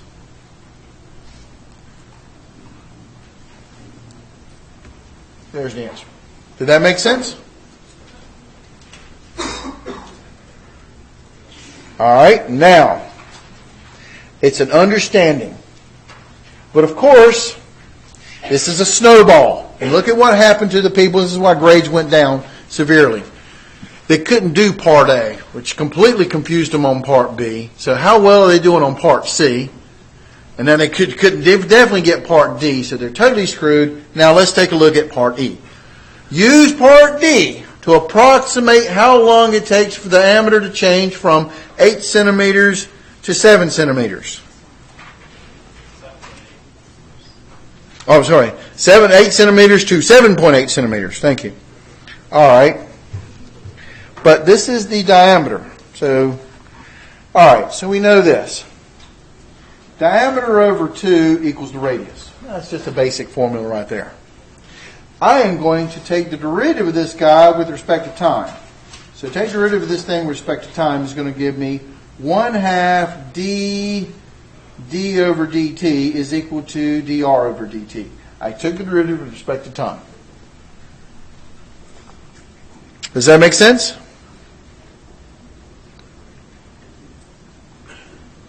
All right. So this is using the information here because we're trying to do diameter. All right. So I'm trying to find d dt. Well, this is 1/2 d dt equals, what was dr dt? Oh yeah, that was part D. What was it? It was negative 0.001989436.8. So what am I going to do to solve for d dt? Multiply by 2. Does that make sense? That is just going to give you down here d dt, the rate of change of diameter is equal to, and let me stick this on the calculator because I really didn't do that before. It was negative 0.2 divided by parentheses 32 pi times 2. And then I got negative 0.0039788,736. Does that make sense? However, what are we supposed to find? We're supposed to find the rate of change here to approximate the rate of change, to approximate how long. How long is a question of what? Time. Time, it changes from the diameter to go from 8 centimeters to 7.8 centimeters. So what would your delta D be equal to? Remember we calculated this guy before. What was your delta D? That was end minus beginning. That was 7.8 minus 8, which was what? Negative 0.2, right? And that was centimeters. So, how are we going to, this is the change in centimeters. Oh, by the way, what's the units on this guy? Always pay attention to units. This is dddt. What is that? Centimeters per minute. This is my rate of change in diameter for centimeters per minute. This is how many centimeters I need to go, which is negative 0.2. Do you see where I'm going with this at? This is in centimeters. This is in centimeters per minute. The question is how long? How long is a question of what? Time. question of time. How am I going to calculate time? Time is going to be the change in distance over the rate. And the rate is d dt. Okay, if you really know what I'm doing, okay, you remember this? Rate times time equals distance from the third grade. Remember that one? No? Oh, well, third grade, back you go again. Then time is equal to what? If rate times time equals distance, see, rate times, that's good. Rate times time, I see what you're going now. Rate times time equals distance. Let's try that one again. Rate times time equals distance. Therefore, what is what is time equal to? Distance divided by rate. That's really what I'm trying to use. I'm sorry.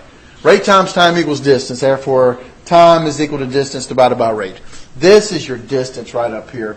So the answer is negative 0.2. That is your distance. What is your rate? The rate is the rate of change, which is that negative 0.0039788,736. So what do you end up getting for this guy? I get negative 0.2 divided by that negative 0.03 answer, and it takes me time is equal to 50.26548.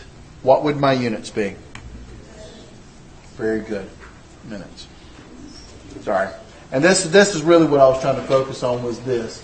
It's a rate times time equals distance problem, but out of all the calculus students, probably about only 100 of them actually got this problem right. That's sad. Does that make sense? The reason why? Well, they died on part C's and D's. And you know what they did to this problem? Left it blank. And I was fortunate enough to be able to grade this one. And y'all, I'll be quite honest with you. When a student leaves it blank, it makes it real easy to grade. All right. Take a look at the next guy. Number 2 here. Remember, we had all this stuff that was not calculus as much related here. So you have to remember some formulas. So here we go. Exponential model for population growth. The world population was 2,560 million in 1950 and 6,080 million in 2000. Assume the population rate of population P prime of T is proportional to the size of the population. That is, P prime of T is equal to K P of T. Write down the population model as an exponential function. P of T explicitly calculate all parameters involving using model data provided above. Those words just killed students. All right. Let me remind you of something or other that we discussed in class. When I give you dy is equal to, let's see here, how do I want to put this? dy over dt is equal to k times y. That's how I wrote it in class. This is a modeling equation. When the derivative is proportional to itself, it follows a particular modeling equation. And you remember what that modeling equation was? It was this. It was y equals ce to the kt. You may know that guy better as the famous PERT formula. We also wrote down this guy. dp dt equals k times p, or p of t if you will. And this gave you p of t equals p, or actually c, e to the kt. This was my formula. So anytime they give you that p prime equals kp mess, they're talking about that PERT formula. P e to the kt, remember that stuff? It's the exponential growth model. That's all this means. But you were supposed to recognize this. So this is my modeling equation. Give me some information here. In 1950, I'm going to call that time equals 0 because that's when they started measuring this thing. What was the population?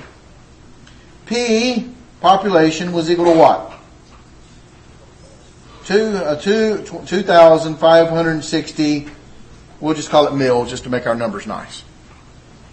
In 2000, the year 2000, the population was what? 6,080 million people. Now, how many years later is this? If time 1950 was 0 and 2000, time would be 50.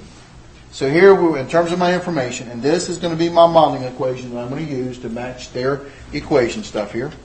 So here we go. P of t equals c e to the kt. There are two constants, c and k. K is called the growth rate, and c is called your initial population. The initial population, at time equals 0, the initial population was 2,560 million. The population after 50 years was 6,080,000. So these are my two information to solve for my C and K. So here we go. P of 0 is equal to C e to the K times 0, and that's equal to 2560. What's K times 0? What's e to the 0? 1. E to the 0 is 1. So this just tells you that C equals 2,560. Yes, million, but that's fine. So that tells me that my equation now is P of t equals 2560 e to the kt. Now I've got to solve for K. To solve for K, I'm going to put in my second condition in there. After 50 years, so 2560 e to the k times 50. After 50 years, what's my population? 6080. Does that make sense? How do I solve for K? This is more college algebra than it is calculus. How do I solve for K? Very good. You've got to get that E by himself. What's the only thing that kills off E's? Natural log. But you've got to get the E by himself first. This cancels. This gives me, well, I'll just write it like this. 6080 over 2560 is equal to K times 50. How am I going to solve for, first off, E to the K times 50? What gets rid of the E now? Got him by himself. What am I going to do? Take the natural log of both sides. This will cancel. And how do I end up solving for K? What am I going to do? Divide by 50 on both sides. So K is equal to, does this make sense? Does this ring a bell? Natural log of 6080 divided by 2560. Natural log of that, then divide that by 50. I got 0.0173. I rounded off to 3 decimal places. So now my model equation is this. P of t equals the initial population, which is 2560 million people, e to the k, which is 0.0173 t, and that's all they wanted on this guy. They wanted you to come up with the modeling equation. But again, do you guys remember this one? This was the beginning or middle of chapter 3 in your textbook. It was working the exponential growth and decay problems. And the deal was that anytime you have the relationship of the derivative is equal to k times the original function, or the rate of change is proportional to the original function, you always get this c e to the kt, or what we know as PERT formula, comes out. So anytime you see this, you need to know that for free. And a lot of students missed that one because it messed them up because they didn't remember that equated to that, which was a big part of chapter 3. Yes? If they asked that question and it had the 2560 million, Yeah. you have to put the million in the formula for our answer, or just leave it like Just leave it like I that? have it. But when I actually do a problem that's going to get a result, I'll have to throw the million as part of my units. Yes, but not as part of the formula. Does this make sense? Questions? Now, once you got this guy, you're now off and cruising for more and free points here, because what would the predicted world population be in the year of our Lord 2050? Well, what was time equal to 0? What year did that represent? 1950. So, what would the year 2050, what would my t represent there? 100. So what are they asking me to do? Yeah, pretty much. P of 100, which would be equal to 2560 e to the 0.0173 times 100. And what is that equal to? Well, it's nothing but a computer calculator thing at this point. But, again, pay attention to the units that I write down now. This will be 2560 e raised to the 0.0173 times 100 is 14440.07401 watt. That's where the million shows back up at. Million people.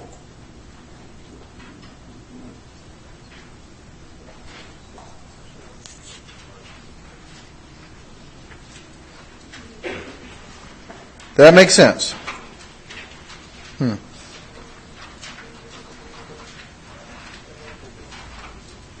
Questions?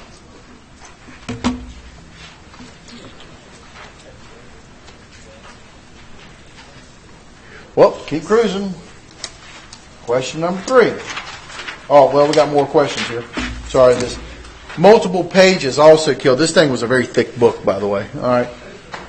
When is the world population to reach 10 billion? And now we got to start messing with our units. The original equation was, let me just remind you guys on this one, the original equation, just to recopy this thing down, was P of t is equal to 2560 e to the 0.0173 t. But this was measured in million, right? All right, need some help here because you see where the problem is going with this. Now the population at time is equal to 10 billion. But this is in millions. So what exactly is 10 billion in terms of millions? Very good. 10 million is this. 1, 2, 3. Now it's millions. Thousand.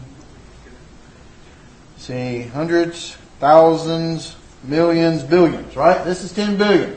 But in terms of millions, forget this part because that makes it into millions there. So this would be my number. This is what I was just trying to show you. 10 billion is 10,000 million. Does that make sense? So you're going to put 10,000 is equal to 2560 e to the 0.0173 t. And how are you going to solve for time? Because the question is when. First move, you got it. Divided by 2560.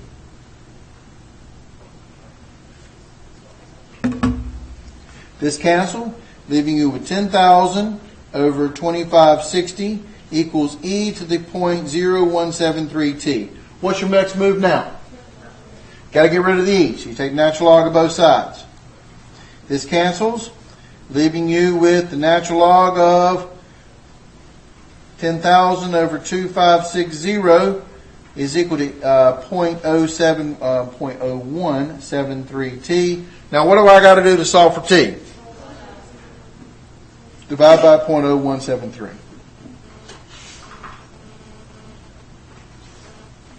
Then t is equal to, let's see here, the natural log of 10 million divided by 2560 divided by 0.0173 and is equal to what? What did you guys get? I got 78.7617 years. Right? Wrong. Why? Because you didn't answer the question. The question is when. And the answer is not 78 years, 79 years. What did year start with? What year did it start with? 1950. That would be since 1950. So what year should you actually expect to have the world population being exactly what it is? Right, so you add that to 1950 and you get 2028.76, which is approximately the year 2029. That was the answer. But honestly, we gave full credit for anybody who actually came up with 78 years at this point because so many people screwed this problem up because they couldn't even get problem A right because they couldn't figure out the modeling equation for an exponential growth problem. Because they didn't remember dp dt equals k times p of t implies that p of t equals c e to the kt, that PERT formula stuff, which is what all chapter 3 was about when we introduced the exponential stuff. Here we comes finally back to calculus again. How fast, that's a rate, was the population growing in 1950 and in the year 2000? How fast means what? Derivative. It's a rate. So P of t is equal to, 2560 e to the 0.0713 t. 1950 was t equals 0. 2000 was what? T equals what? 50. We need to take the derivative. What's the derivative of this guy? Derivative is equal to 2560e to the 0.0173t. Well, what's the derivative? E to a function? E to a function times the derivative of the exponent, which is 0.0173. Does that make sense? Did I lose you guys anywhere? There's my derivative. So what do they want? How fast was it growing? I want P prime of, what was my year in 1950? 0. And I want P prime of 50. Does that make sense? So, here we go. Plug it in. 2560 times E raised to the 0.0173 times time, which was 0, which E to the 0 is 1, times 0.0173. And what do I end up getting? 44.288 watt. What's people measured in? Okay. So this would be millions of people per year. That's how the grade was growing in 1950. And 50 years later, in the year 2000, we changed that guy to, instead of plugging in 0, we're going to plug in 50 for time. So it's my derivative evaluated with time equaling 50. And when I do that, I end up getting 105.1842695 watt. You got it. Still millions of people. It's a rate derivative per year. Did that make sense? And the key buzzword for all that was what? How fast? Take derivative of it.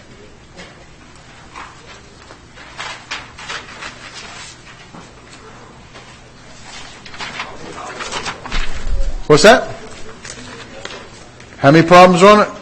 About this amount. Okay. There's typically 15 multiple choice with the calculator. There's about 15 multiple choice. Every year's different, just a few. Multiple choice without a calculator. And there's between 5 to 6 sections of free response. All right.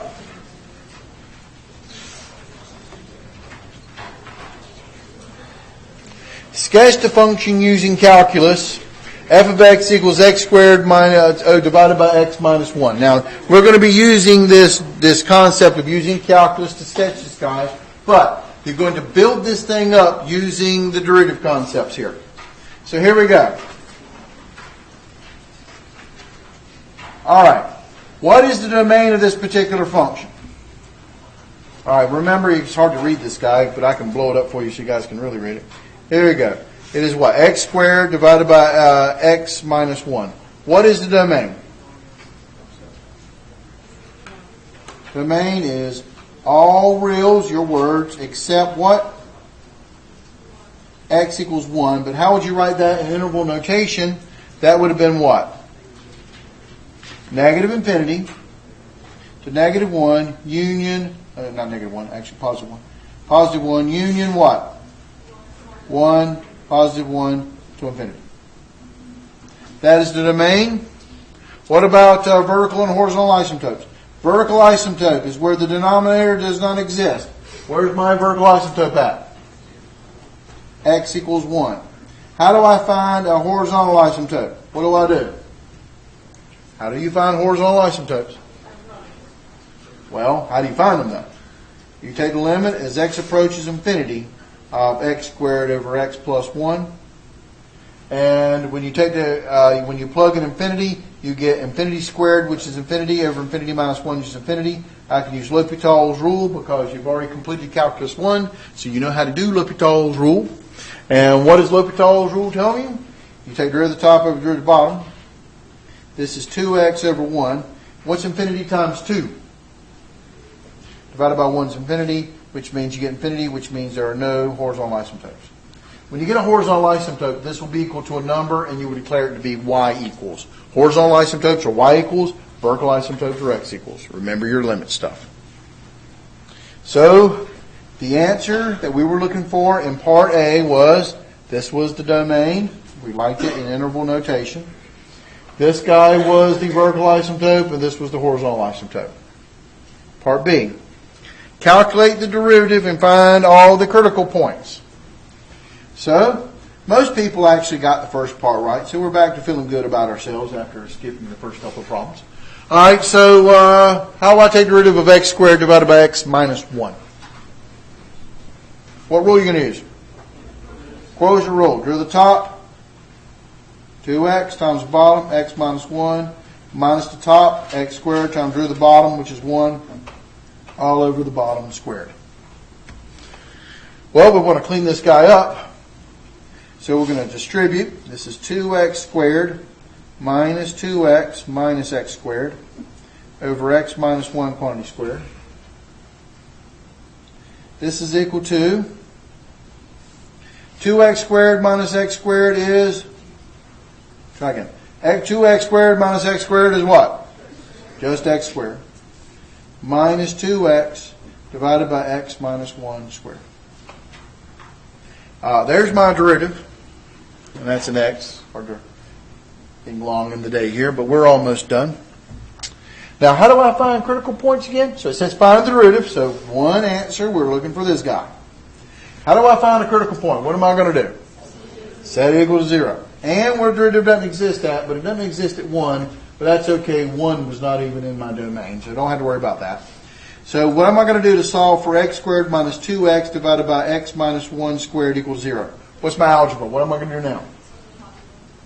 Right, I'm going to multiply both sides by x minus 1 squared, which gets rid of your denominator, which in essence keeps the numerator equal to 0. Now what are you going to do to solve for that guy? You've got to factor an x out, got an x in common, that gives you x minus 2 equals 0. Set each factor equal to 0, and solve. X is equal to 0, and x is equal to 2. Does that make sense? But what did they ask for? Always answer the question, pay attention. You got 3 hours on this exam. You got tons of time. Sit back and enjoy this. What are they asking for in terms of this question here? Critical points. You got the x coordinates, 0 and 2. How do you get the y coordinates? What are you going to do? Remember, the original function was this: x over x minus 1. X squared, over x minus 1. How are you going to get the y coordinates? Plug it back into the original equation. 0 squared is 0. 0 minus 1 is negative 1. 0 divided by negative 1 is 0. 2. 2 squared is 4. And 2 minus 1 is 1. And 4 divided by 1 is 4.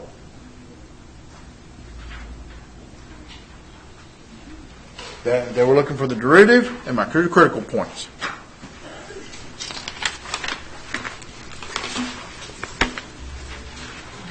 Does this make sense? Yes, this exam went on forever. All right, keep going.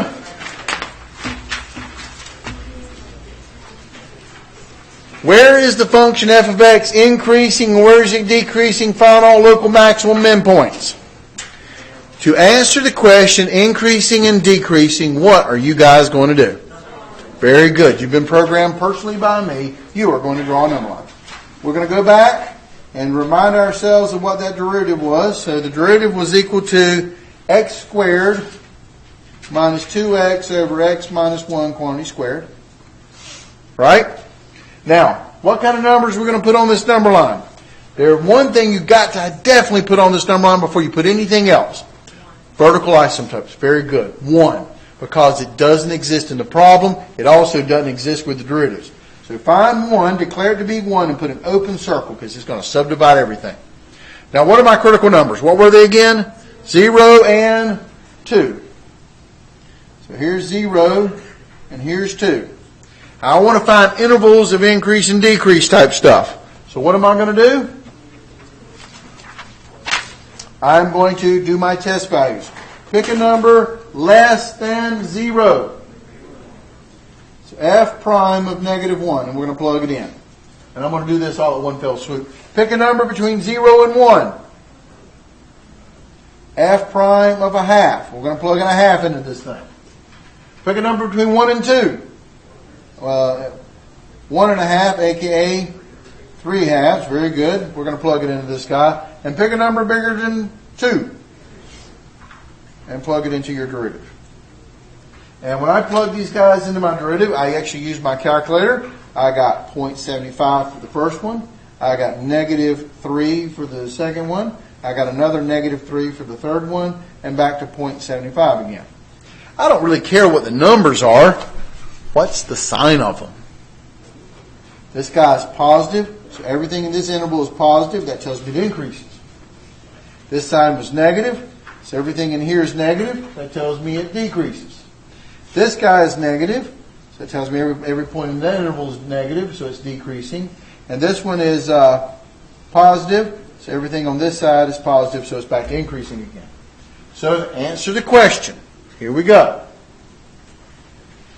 Where is it increasing at?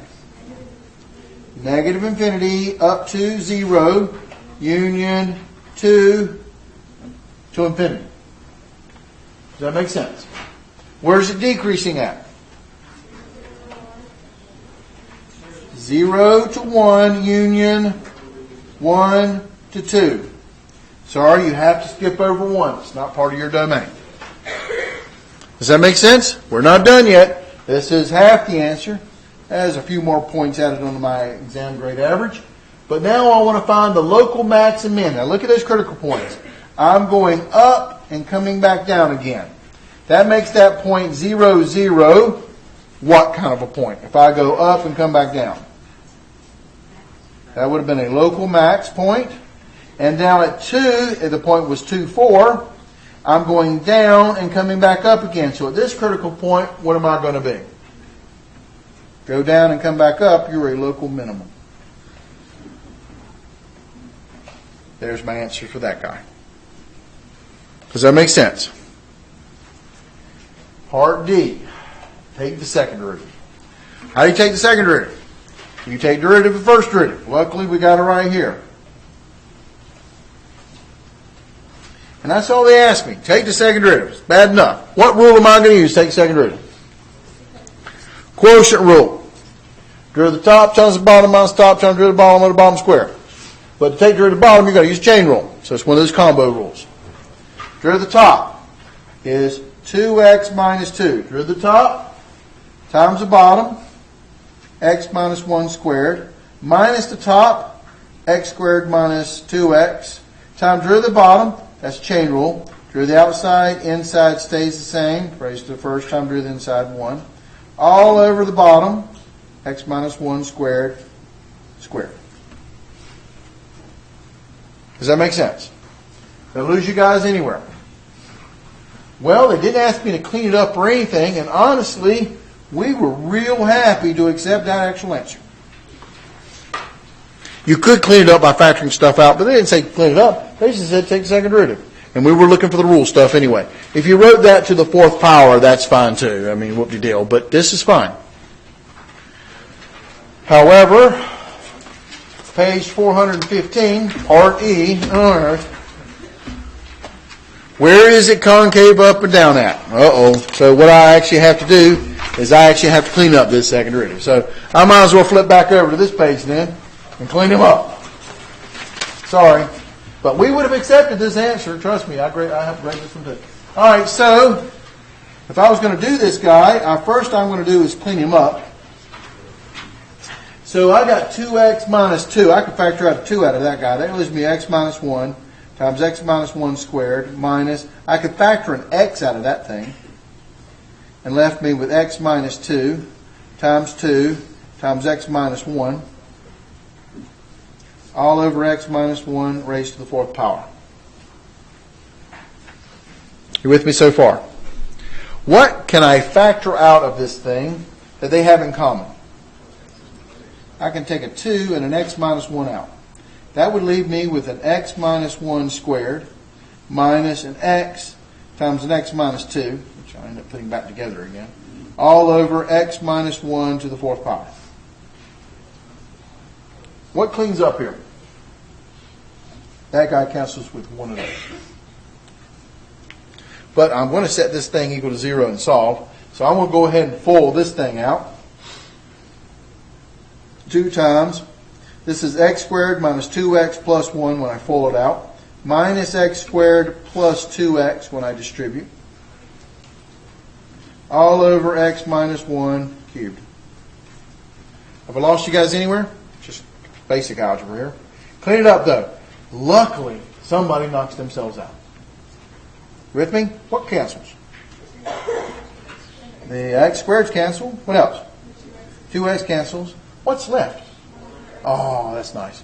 2 over x minus 1 cubed. Did you guys get that guy?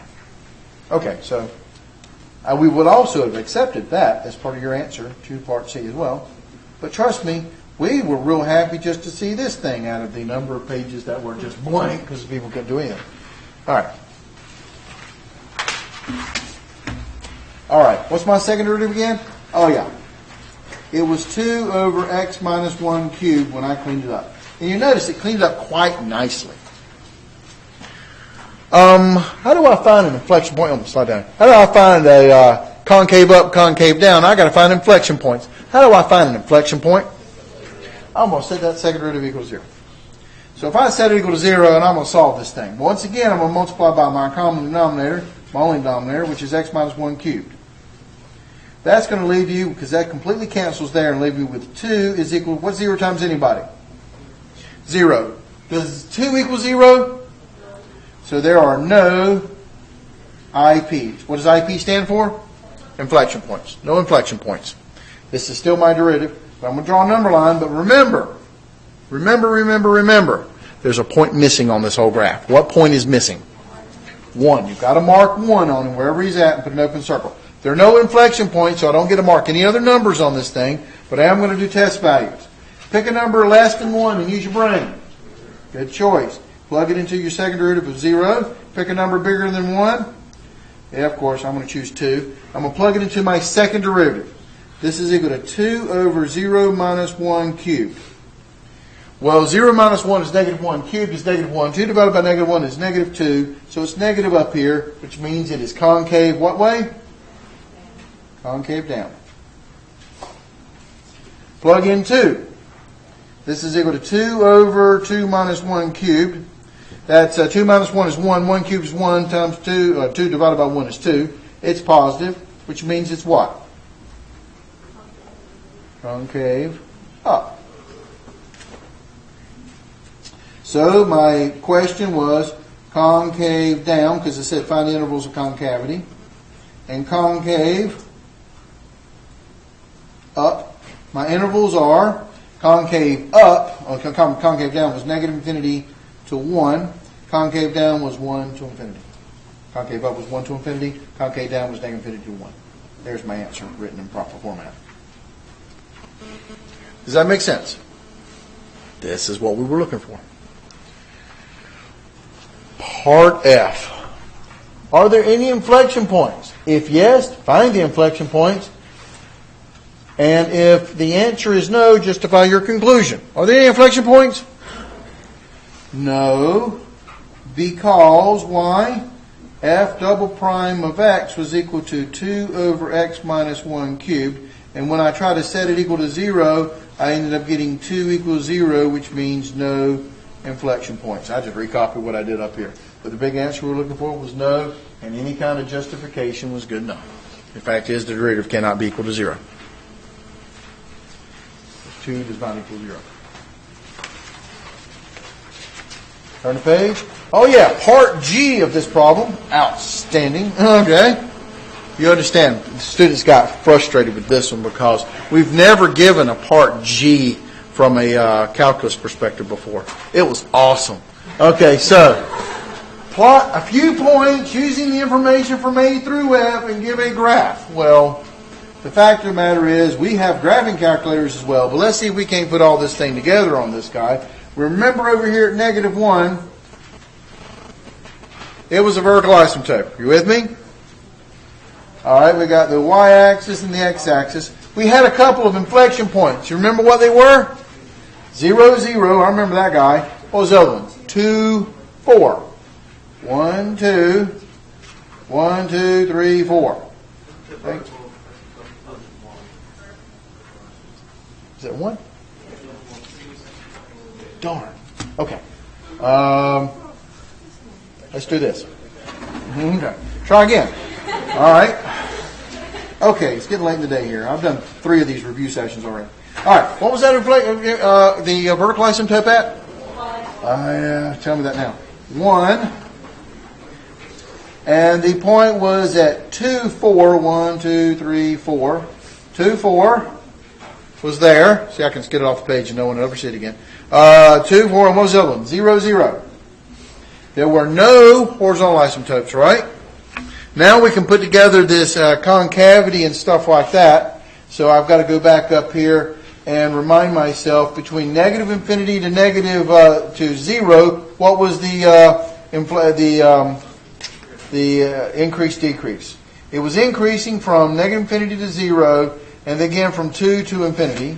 From negative infinity to 0, and again from 2 to infinity, it was increasing. Right?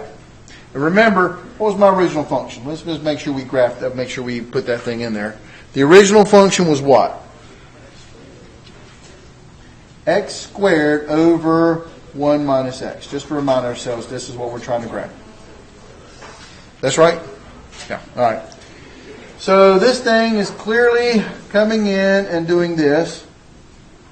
Because I've got to increase, and what's my concavity here? Let's put it all together here. Let me go back and just remind myself of my intervals and stuff. From negative infinity to 1, it's concave down. So we're going to be concave down, and then my intervals of increase and decrease was what? It was increasing between negative infinity to 0, but then from 0 to 1, it's decreasing. Right? So let me do this. So it's increasing, but yet concave. Which way? Increasing but concave down. So I got to get this look to it in terms of my graph. And then once I hit this guy, remember this is a critical point. This is a max-min point. It was a local maximum. After I hit 0, and then I start to decrease, but I am still concave down. So I'm going to get this. Does that make sense?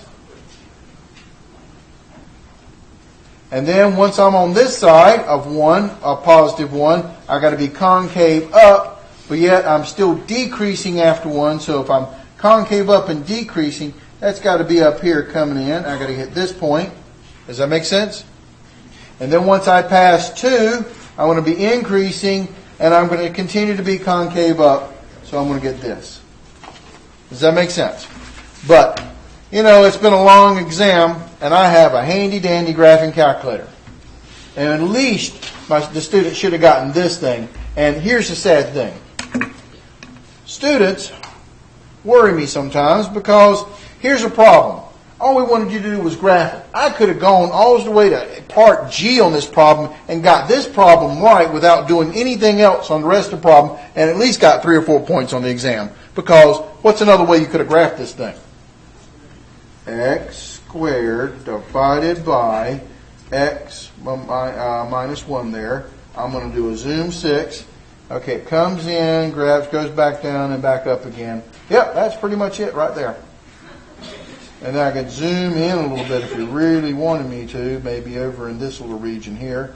And just comes in, goes back down again, and then has that. Maybe I should probably extend my y's a little bit to negative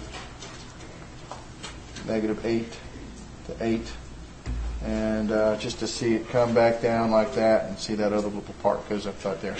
So yeah, I'm pretty happy with my graph. Does that make sense? And I could have got those points without doing anything.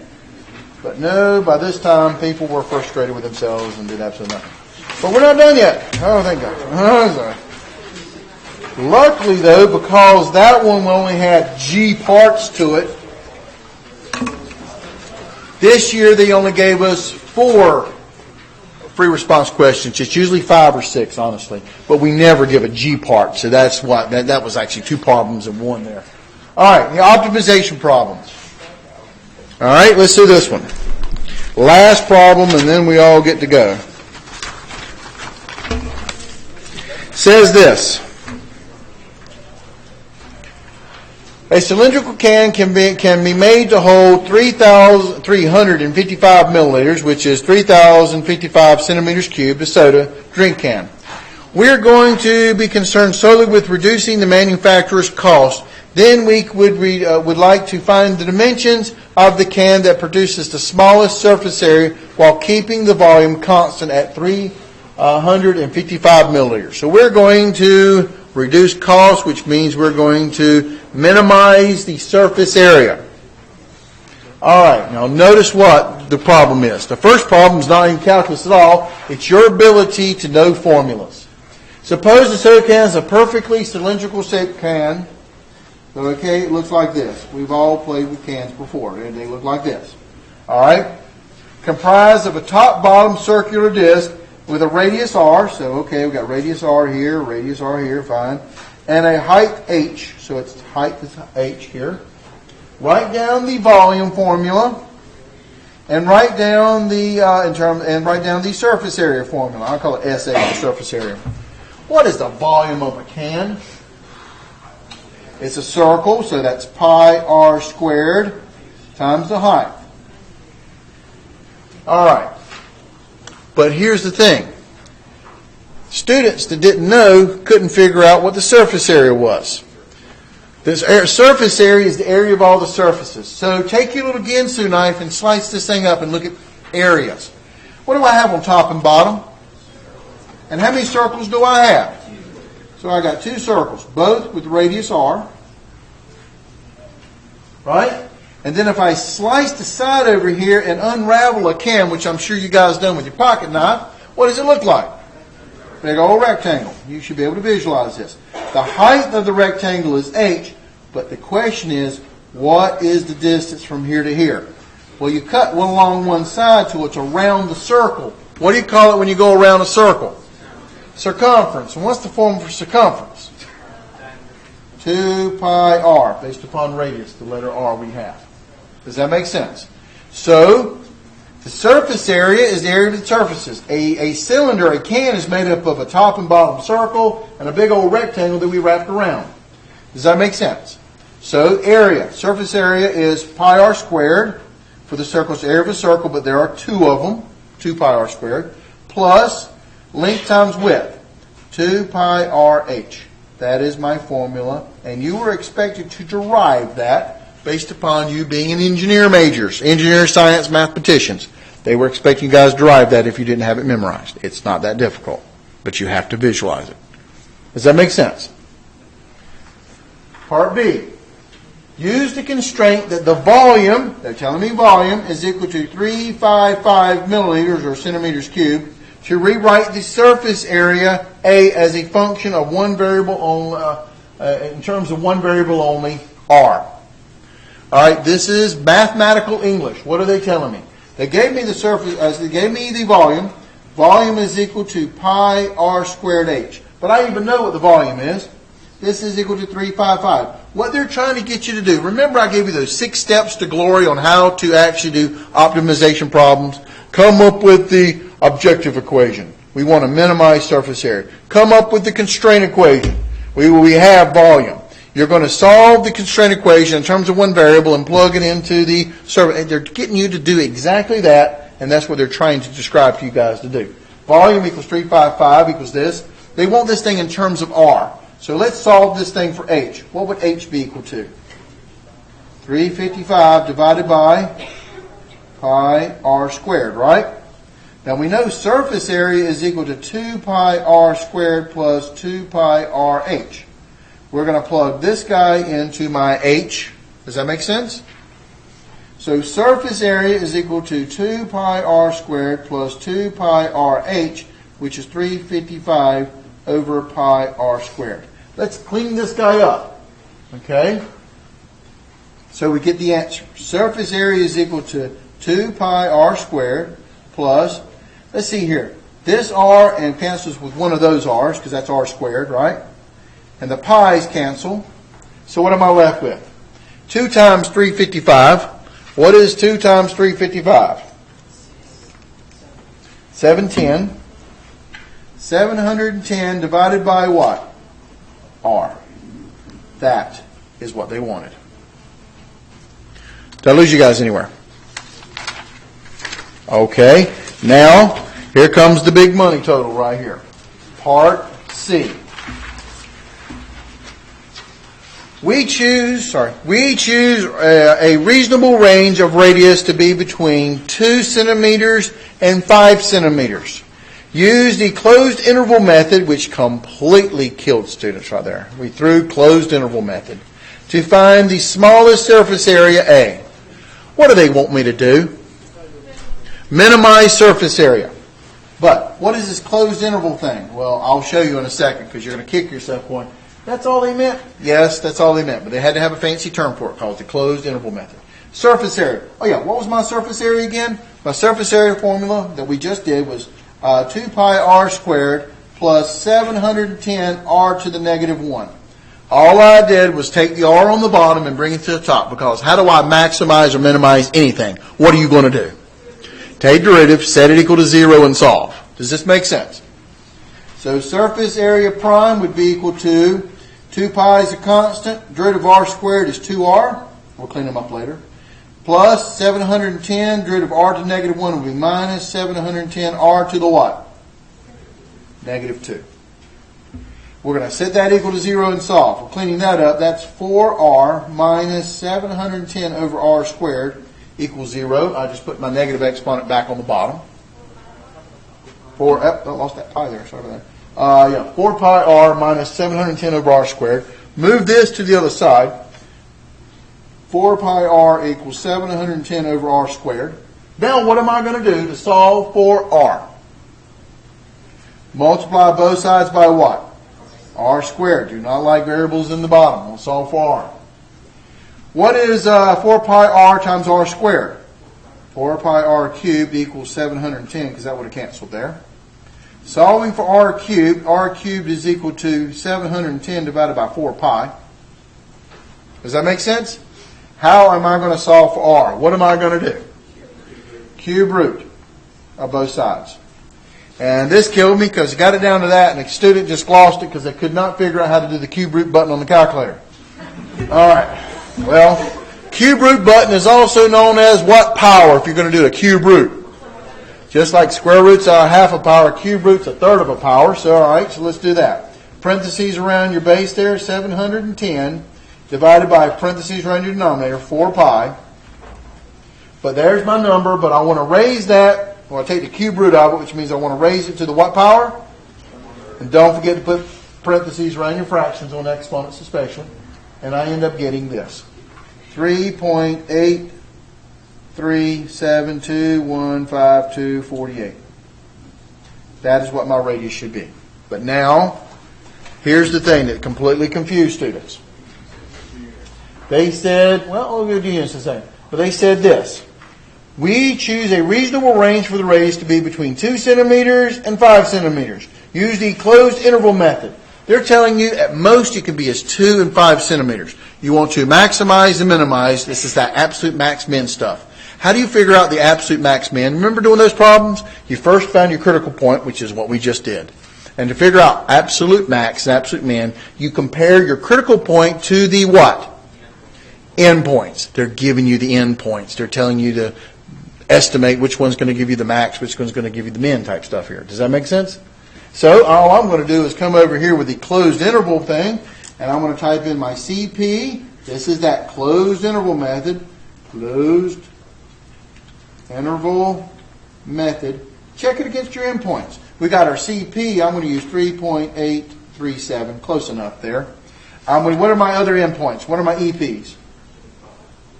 2 and 5. Does that make sense? Now, what are we... Oh, let me slide it over here. You guys can see it. What are we trying to compare to? What are we trying to find? The minimum what? Surface area. So let's figure out which one's going to give us the minimum surface area. So these are my radiuses. These are my R's. I'm going to plug it into my surface area equation here.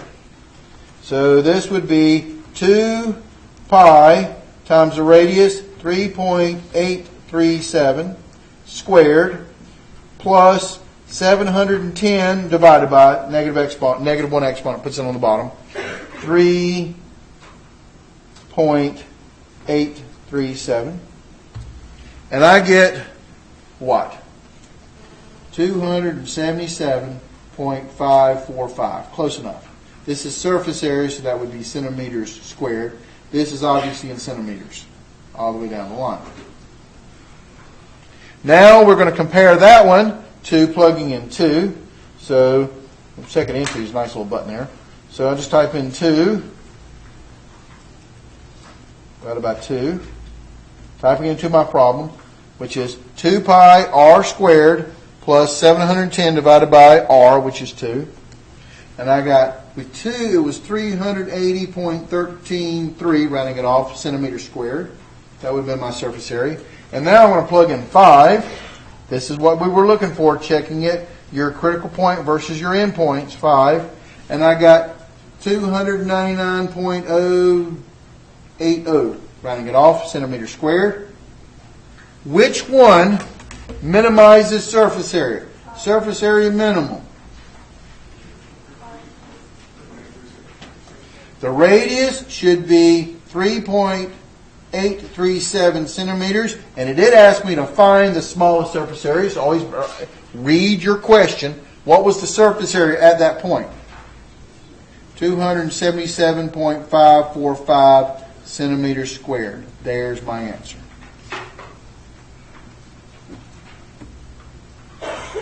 And then the last thing they want me to do is part D. Find the dimensions of the can R and H, which has the minimum surface area. Well, I found R. What was R equal to? 3.837 centimeters. How do I find H? I go back to my constraint equation, so I flip back over to a page or so. Just to show you. And what was H equal to? 355 over pi r squared. So we flip back. 355 over pi r squared. So this would be 355 over pi times 3.837 squared.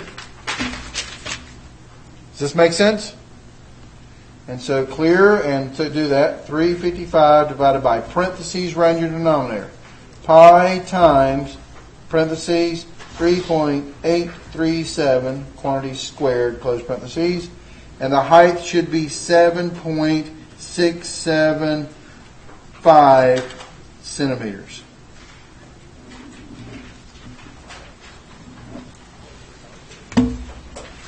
And I now get to turn in my exam. Okay. Does that make sense? Don't let this be the only exam you guys look at. Look at a couple other semesters as well. There are definitely some other kind of questions you can be asked about. Look for patterns between this stuff. Don't let this be the only exam you guys study. Good luck, and I see you guys tomorrow at what time? 7:30 a.m. In what room? Store 110. That's for my class. That's where our exam is. See you guys next time.